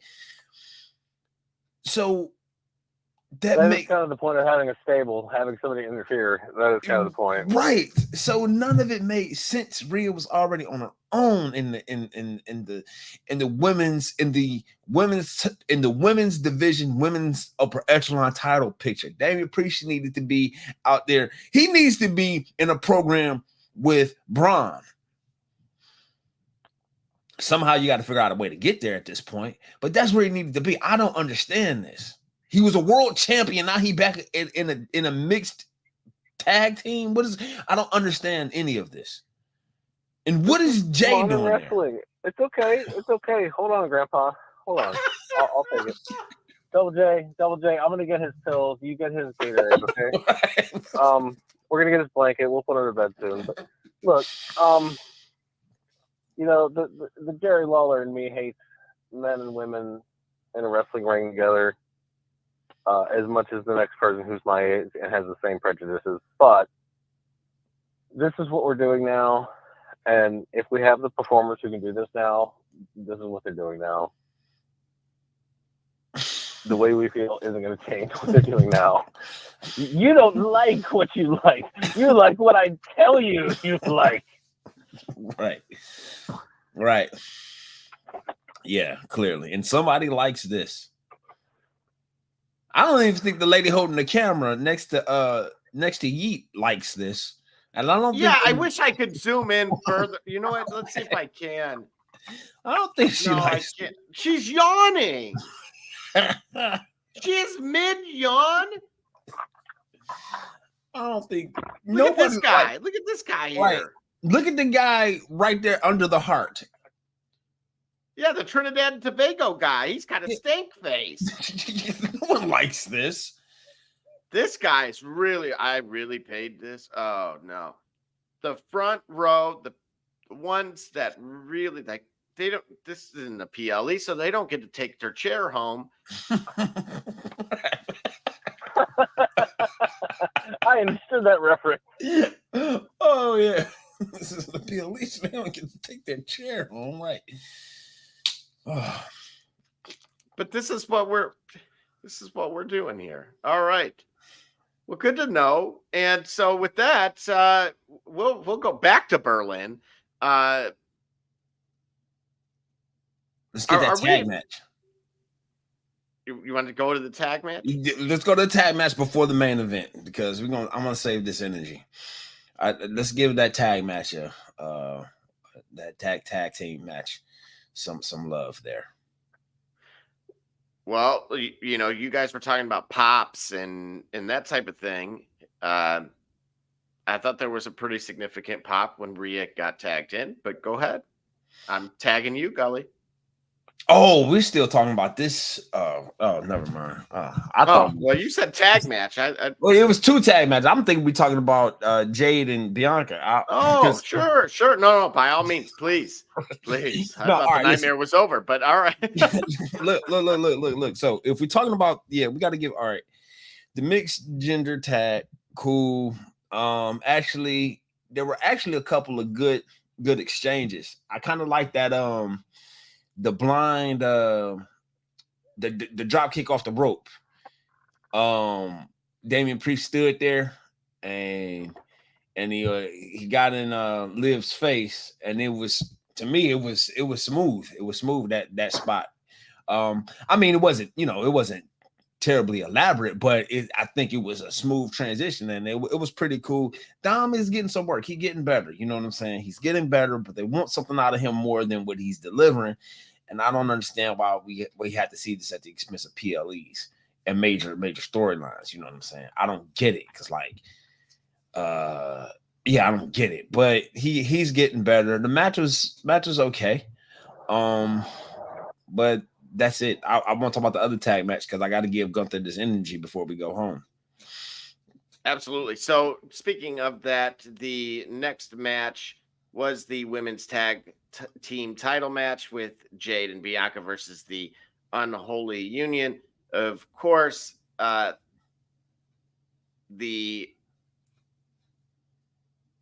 wasn't in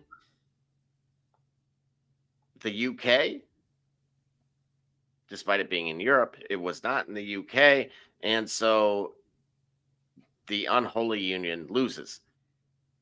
Oh, I see what you did there. It wasn't in the UK, so they don't need to save the day. So by all means, please take it away. Yo, did Jade miss a spot?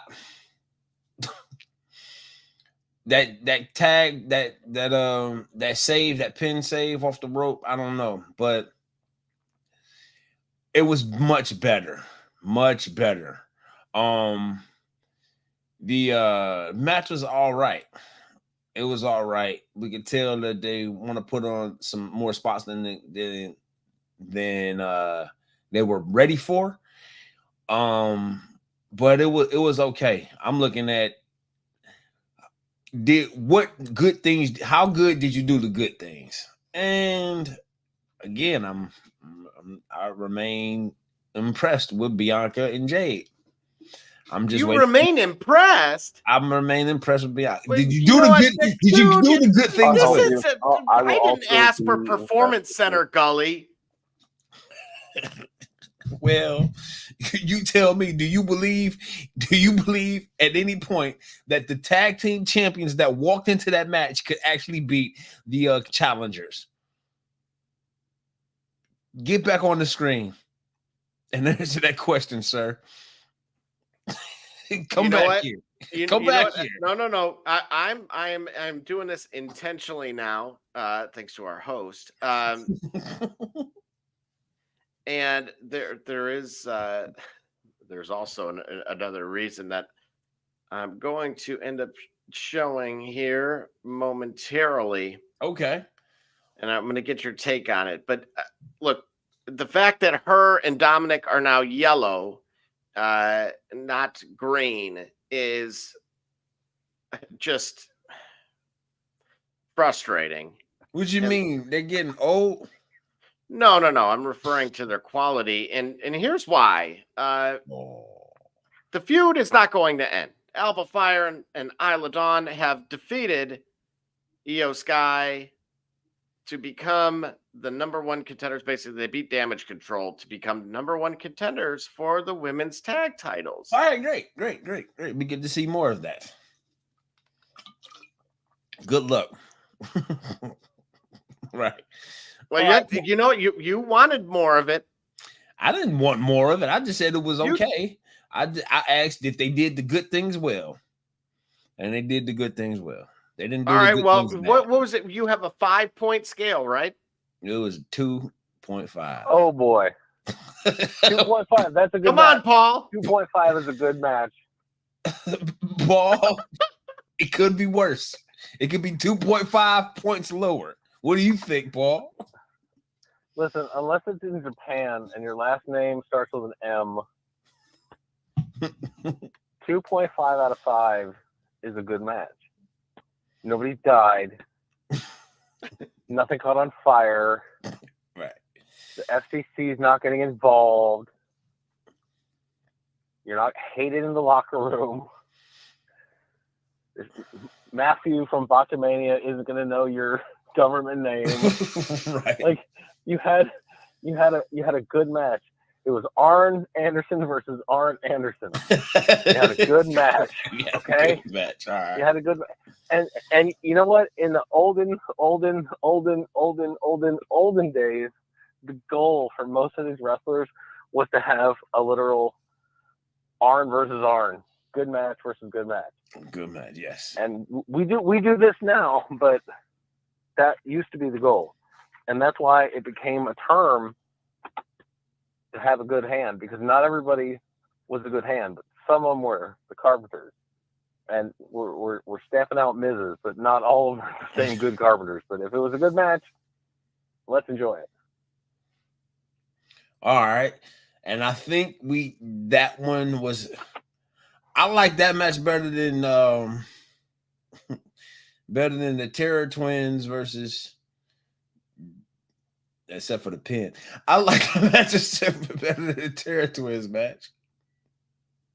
I did. I really did. And we're about to see more of it. So I think they can develop. We got one more match to go. JJ, bring us home. Bring us home. Yep. And that, of course, was your Gunther Randy Orton main event. Now, I picked Gunther to retain the title in last week's show. Mm-hmm. I was right that Gunther retained the title. Mm-hmm. Did Gunther retain my support and believability in him is the question. What do you think, Double J? What do you think after hearing about that match or watching the match yourself? What do you think? I think there's what's known as centrifugal force. Okay, here we go. Gully, Science if you class. get in front of that light at the end of that tunnel, you will learn very quickly it is a train. Okay. Tell me, did I intentionally go in front of the light? I think unfortunately you have, because what you're recognizing is something that I have already witnessed a while ago and recognized. I thought the push should have been for Kaiser, and unfortunately here we are. Paul, did you happen to know? You two are missing out on the double slit experiment, where the thought was that you could not measure a photon of light, in terms of if it was a wave or if it was just a photon. And years and years and years later, after accepting that to be the case, later science of 2023 says, actually, there's this thing called superposition, where actually things can be both at the same time. Even though most everything that we do is more or less binary. You are either alive or you're not. You either won that wrestling match or you didn't. Sometimes wrestling is like this. Yeah, but I thought in that experiment it also exposed that when you essentially weren't watching that particle, it wouldn't necessarily follow, say, that said trajectory that it was supposed to be on, that you may essentially find it that almost like takes on a mind of its own. Oh, like Gunther's push. Well, and I watched Gunther's push, and I'm telling you, watching versus not watching. Right. And you know what? I believed more in it when I didn't see it. Okay, what? Man, And then we're gonna have to get into planes and brains and different dimensions. But no, Gunther's good. Randy's good. It was a good match. Come on. It was good. It was a 3.5. Oh. He's the world champion. They gave him 30 plus minutes. What do you think he's gonna do? He's gonna do 30 minutes with Randy. How many times do you think he's gonna get to do that in his lifetime? I'm not sure. 3, 4, maybe on this loop, right? And next week it's somebody else. He's doing the loop with them. Thank God it's not Mark Henry. But man, a 35-year-old Mark Henry would tell this little child what reality was like. Man, I'm glad he's 50. Woo! Right. All right. They actually just replaced him as well from his other day job. What was his other day job? Oh, really? Yeah, he's no longer. He was at the other place helping and teaching and stuff, and the owner's like, teach it? Nah, it's cool. So what is this on our screen, Double J? So it's being reported, and again was reemphasized this evening, that the talks backstage are of having Gunther versus Punk for the heavyweight championship at Survivor Series. Again, for those that may have forgotten, Punk, that would mark a year since his return. Basically, let's have that feud, that the never-ending feud that we discussed a little earlier between Punk and Drew McIntyre, finish at Bad Blood, and then be able to allow him putting Punk over there once again, and then he moves on to Gunther, who Gully is, I'm sure, thrilled about. What say you, Gully? Or is this good creative direction? Well, again, I'm looking at Punk wants a main event WrestleMania match. This puts him in, this positions him to do that with a program against Gunther. What I'm saying is I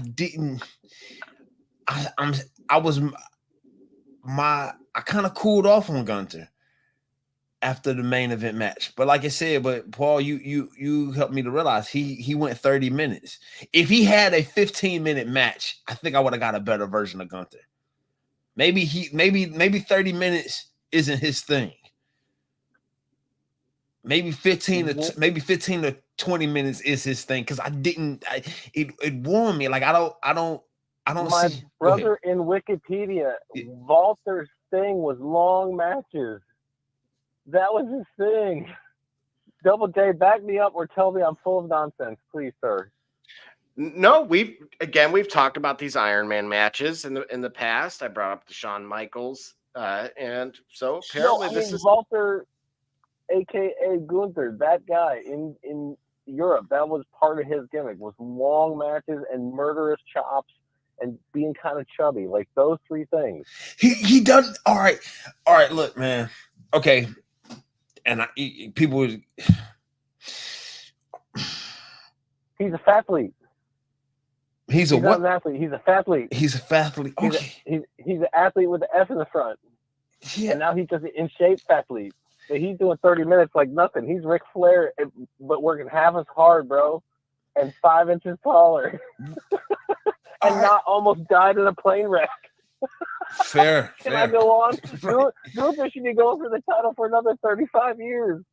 Oh man, I didn't. Okay, he got that sleeper hold. He got a chop. All right, listen. The Undertaker had a tightrope walk. The Undertaker had in later years, he had a leg drop off the side. He had the leg drop off the apron. He had the he got a choke slam. Jumping off the ring over the top rope, not clearing it, almost killing himself several times. Just a terrible decision. Yeah, but several times he didn't. But what I'm saying is, I need to. All right, for him to be that big and trim and fit, because I know he was bigger at a point. He slimmed down. Mm-hmm. Where's the power? That's what I'm missing. Like, he should. Bigs play big. Sure. Bigs play big. Where's the power? Where's the raw power? Like, Gunther need an Arn Anderson spine buster. Sir, this is a question I'm not sure how to make a good answer for. Where's the power? Sir, we were talking about pro wrestling. Yeah. We're talking about something where we're trying to do an enterprise where it looks like it crushes you. However, in fact, it does not crush you. Right. And the power is in being able to pick you up safely, turn you safely, squash you into the mat on your spine safely, with me landing on top of you safely. Yeah. And you don't die instantaneously. Right. Like, that's what the power is. And I promise you, Gunther has got all the power to go 30 plus with Randy Orton, and Randy Orton to feel comfortable to do 30 with Gunther and dance with him to that extent. That's an extension of trust. That's an indication to all the rest of the boys in the back, like, okay, now look, he can do this, he can do this, he can do this, he's trustworthy for this. Okay, he's checking the box. Signaling all over the place. It's a big deal. Yeah, and the fact it was under a massive crowd, and right, not only was it the safe move, but the momentum, right? So the environment. Yep. Okay. All right. Cool. So basically, you saying I should rewatch the match? Every Randy Orton match, always, and probably every Gunther match, always. All right, I'll need to rewatch it then. Okay, because I want to believe. This is what I'm trying to tell you. I want to believe. I want to like this guy. I really do. And at this point, I'm trying my hardest. I want to like this guy. If you watch the match with no commentary whatsoever, yep, and just watch what the two people do as if you're in the stands, except you can't hear the crowd reacting. Yep. Sometimes that tells a good story. Hey, if one is so inclined, you've got to come on one of our Shop Report podcasts for Barbershop. I don't know if he's listening.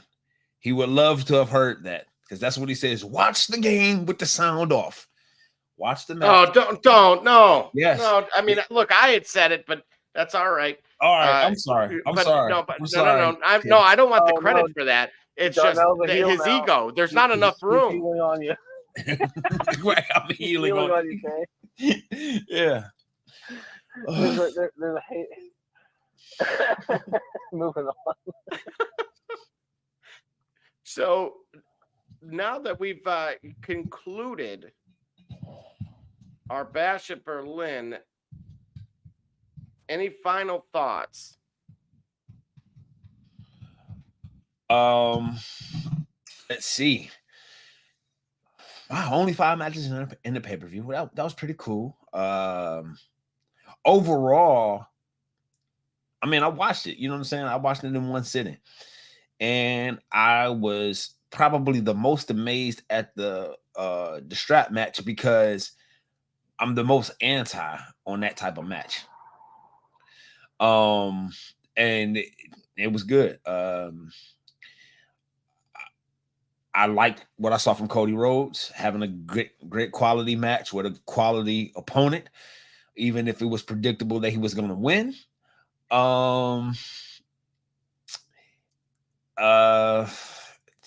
They keep trying with this Terror Twins, and they just keep trying. And you know what? God bless them.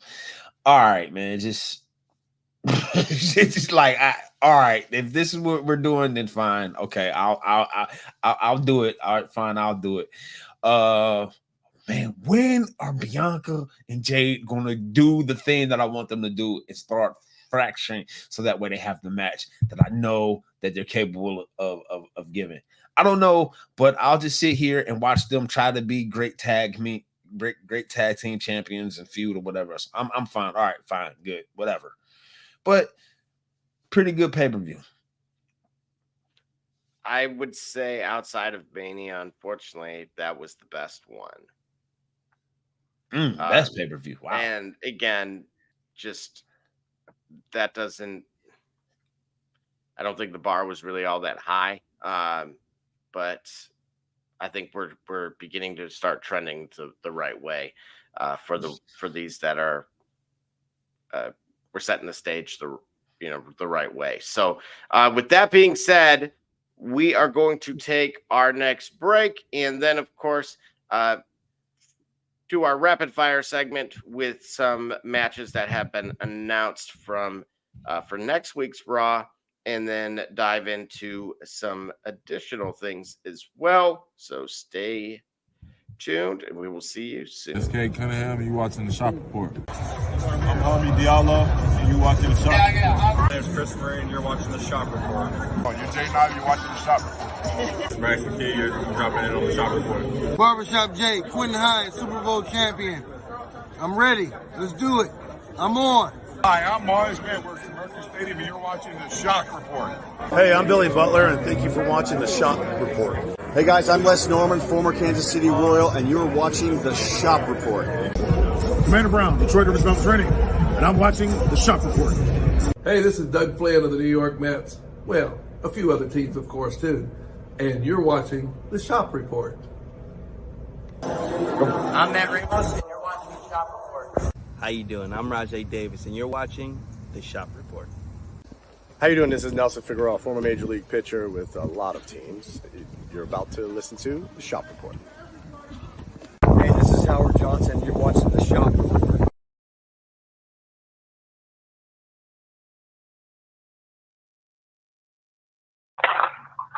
All right, and once again, we are back and announced for next week's Raw following this at the conclusion of this evening's, of course, is the official #1 contender match for the IC title.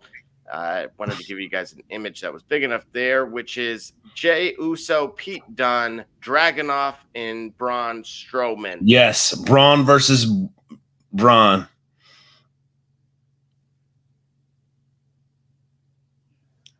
I think Ilya's going to get the push here. You think so? Yeah, Braun Strowman, he's been the world champ. Remember that?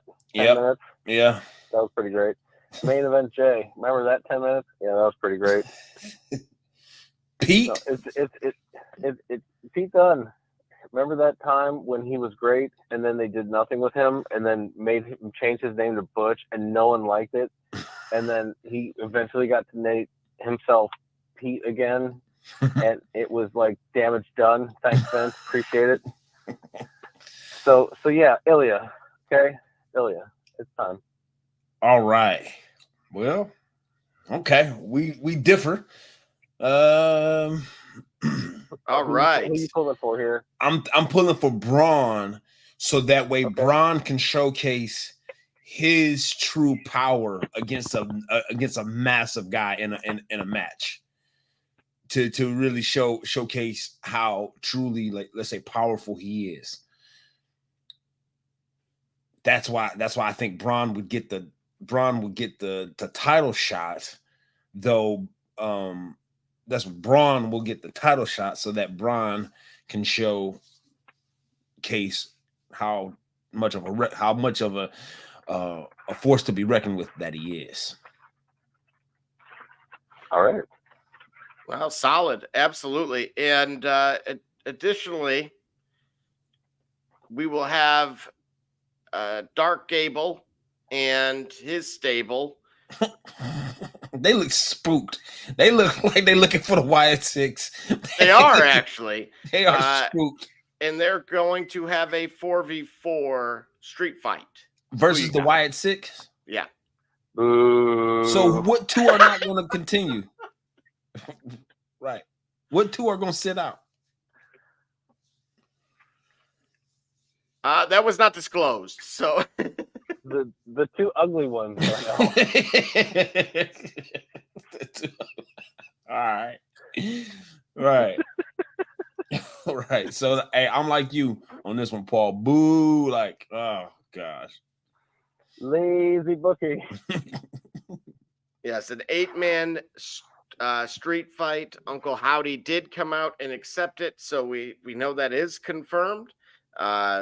Again, Gable himself has 9 lives, so I'm going to go with the Wyatt Six wins, and yet Gable is resurrected once again and gets to fight them some more. Another one that just will not go quietly in the night. All right, bet. Additionally, my pick for the other was I was going to go with Pete and Pete, Butch, whatever his name is these days, but unfortunately at No Mercy, he made an appearance. And so he is now out for me. I'm going Braun versus Braun. Something sounds like I don't know, like two cleaners going, against one Yeah, another. Brawny versus Mr. Clean or Brawny versus something. Bounty, right? Yeah. So yes, I will go with that. And then let's see. Here we go. We also have the Women's Tag Team Championship. Bianca and Jade versus, of course, Alba Fire and Isla Dawn. Who you got? I think they want to do the tug of war with the titles. They had them win it. I'm going with Bianca and Jade.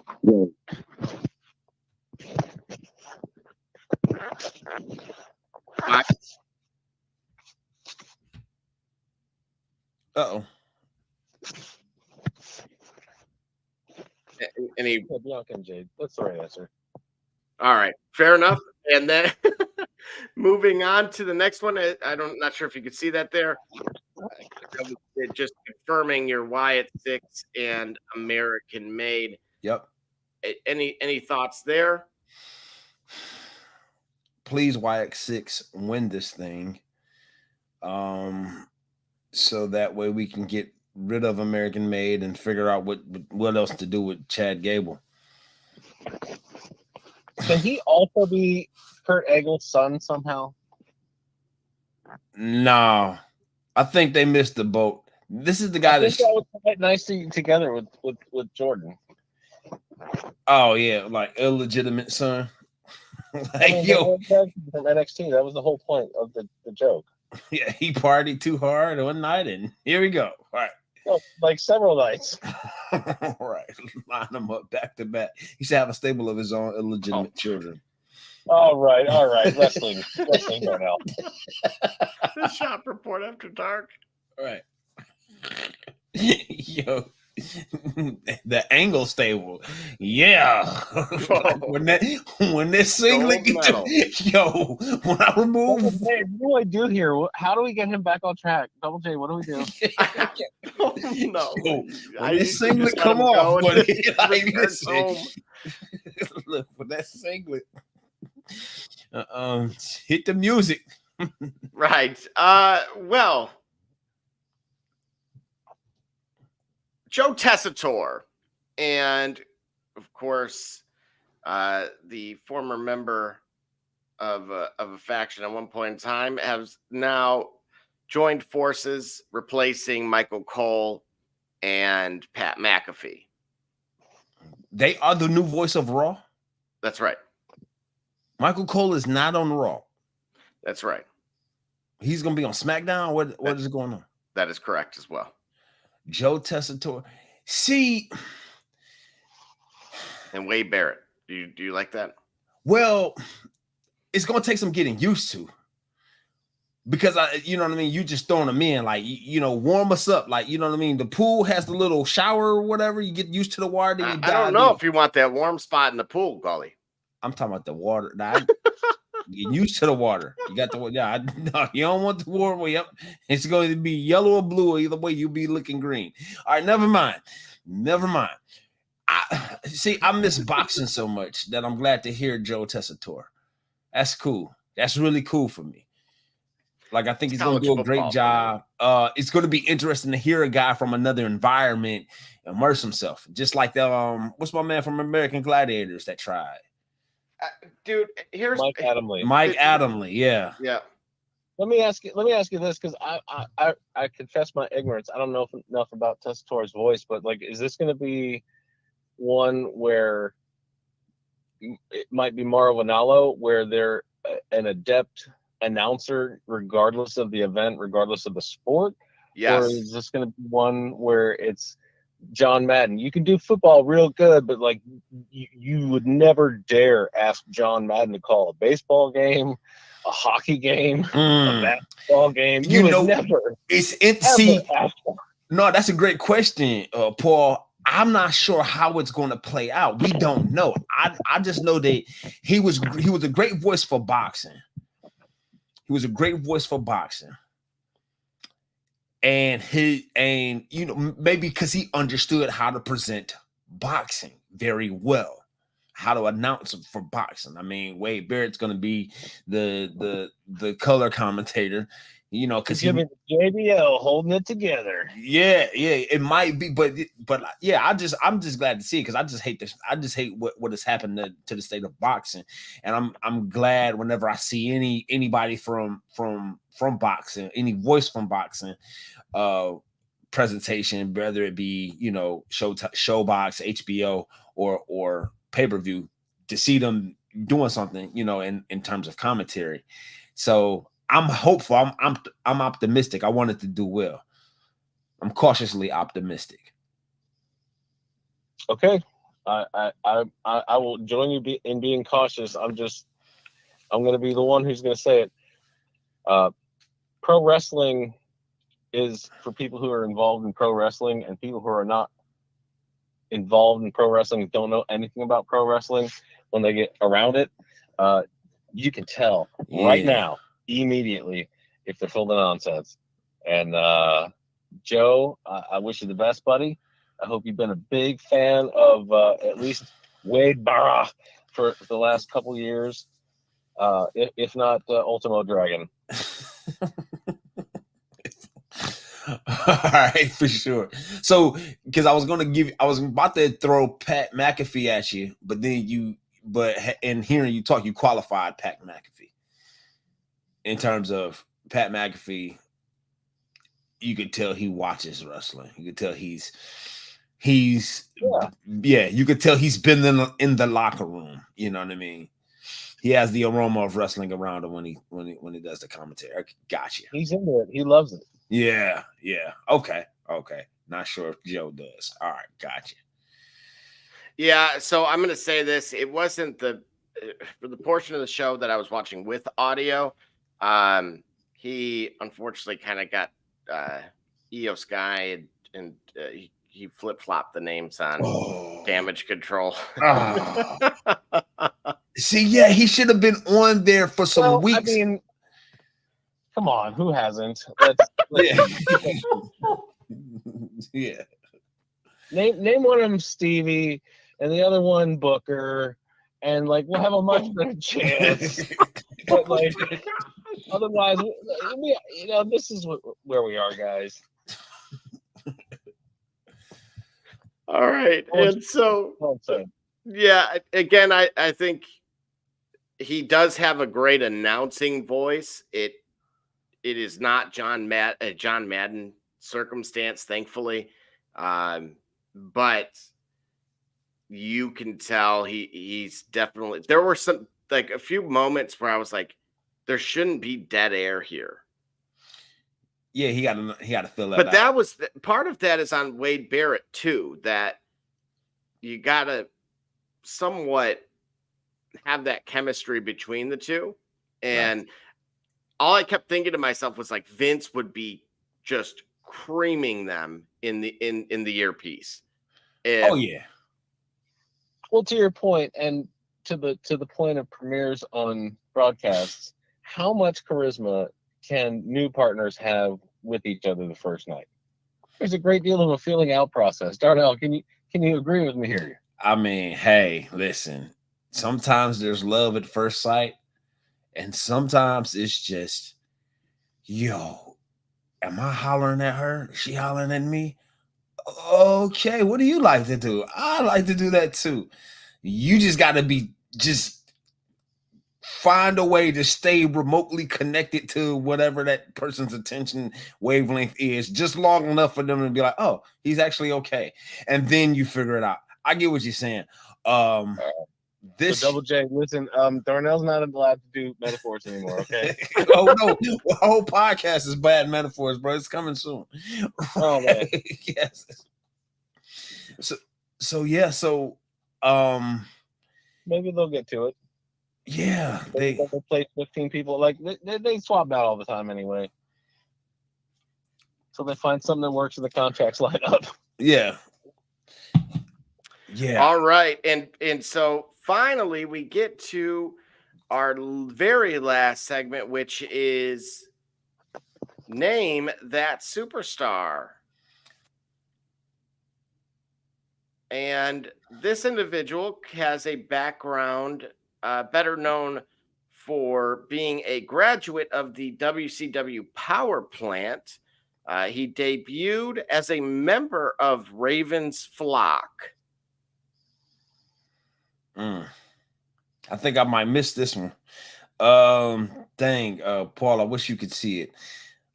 His last known match was in 2005, in which he lost to a guy by the name of Rhino, who dropped a promo for me for Aiden. That same day, no. Just playing. It's not Roadblock, is it? No. Nah, bro. I was about to say Tank Abbott. What was that fella's name? Yeah, that's a goodie. I missed this one. This is my first one. I was like, what? Have we done this two weeks in a row? Have we done this? Oh yeah, you were on it. I mean, to the point where people in the comments were saying that I had to have told you who it was, and yeah. This one, I'm 2-1. Hey, listen, we're not perfect, right? This should. I will say he did on Thunder. He was defeated by Rick Steiner to retain the TV title. And we ain't talking about the wall. Hold on. To retain the TV title? Mm-hmm. Hold on. I see. Let me see. Because you're on the phone, Paul. Here, I'm going to do something for you. Bam. Here. If you can, check your text messages for the image that we've got. Not Billy Stinking Kidman. No, but close. Very close. And Sick Boy? That's right, Sick Boy. I'm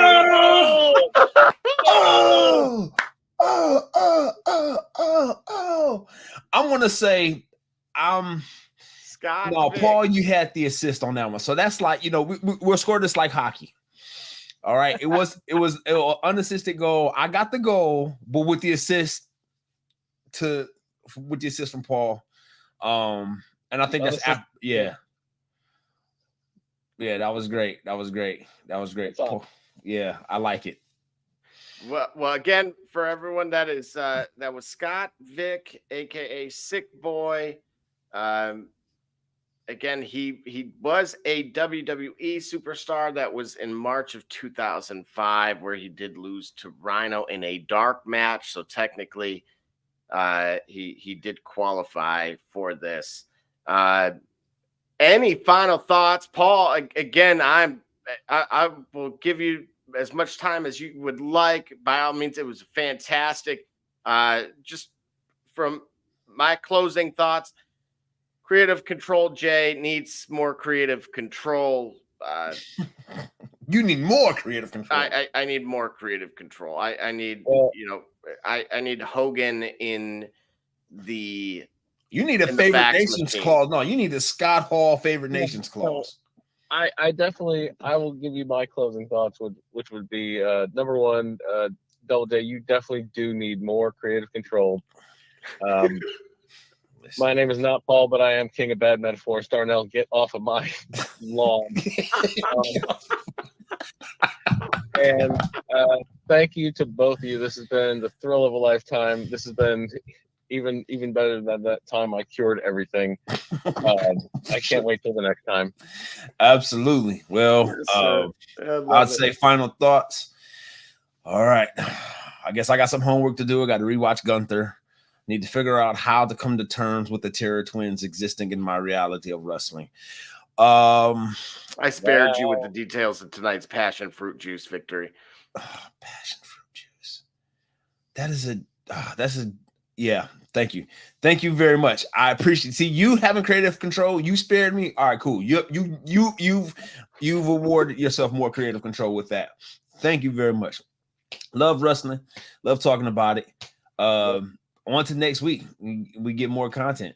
Appreciate you guys paying attention to this. Yeah, absolutely. Again, we will recap at some point the NXT stuff that went down. Love the TNA collab.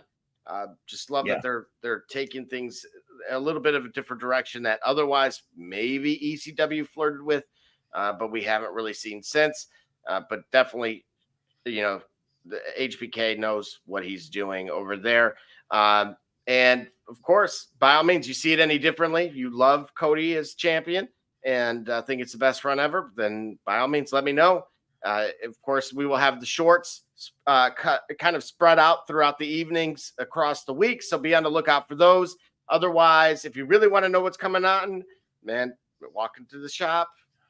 Next time, if you really want to know what's going on, something like that, bro. It's time, bro.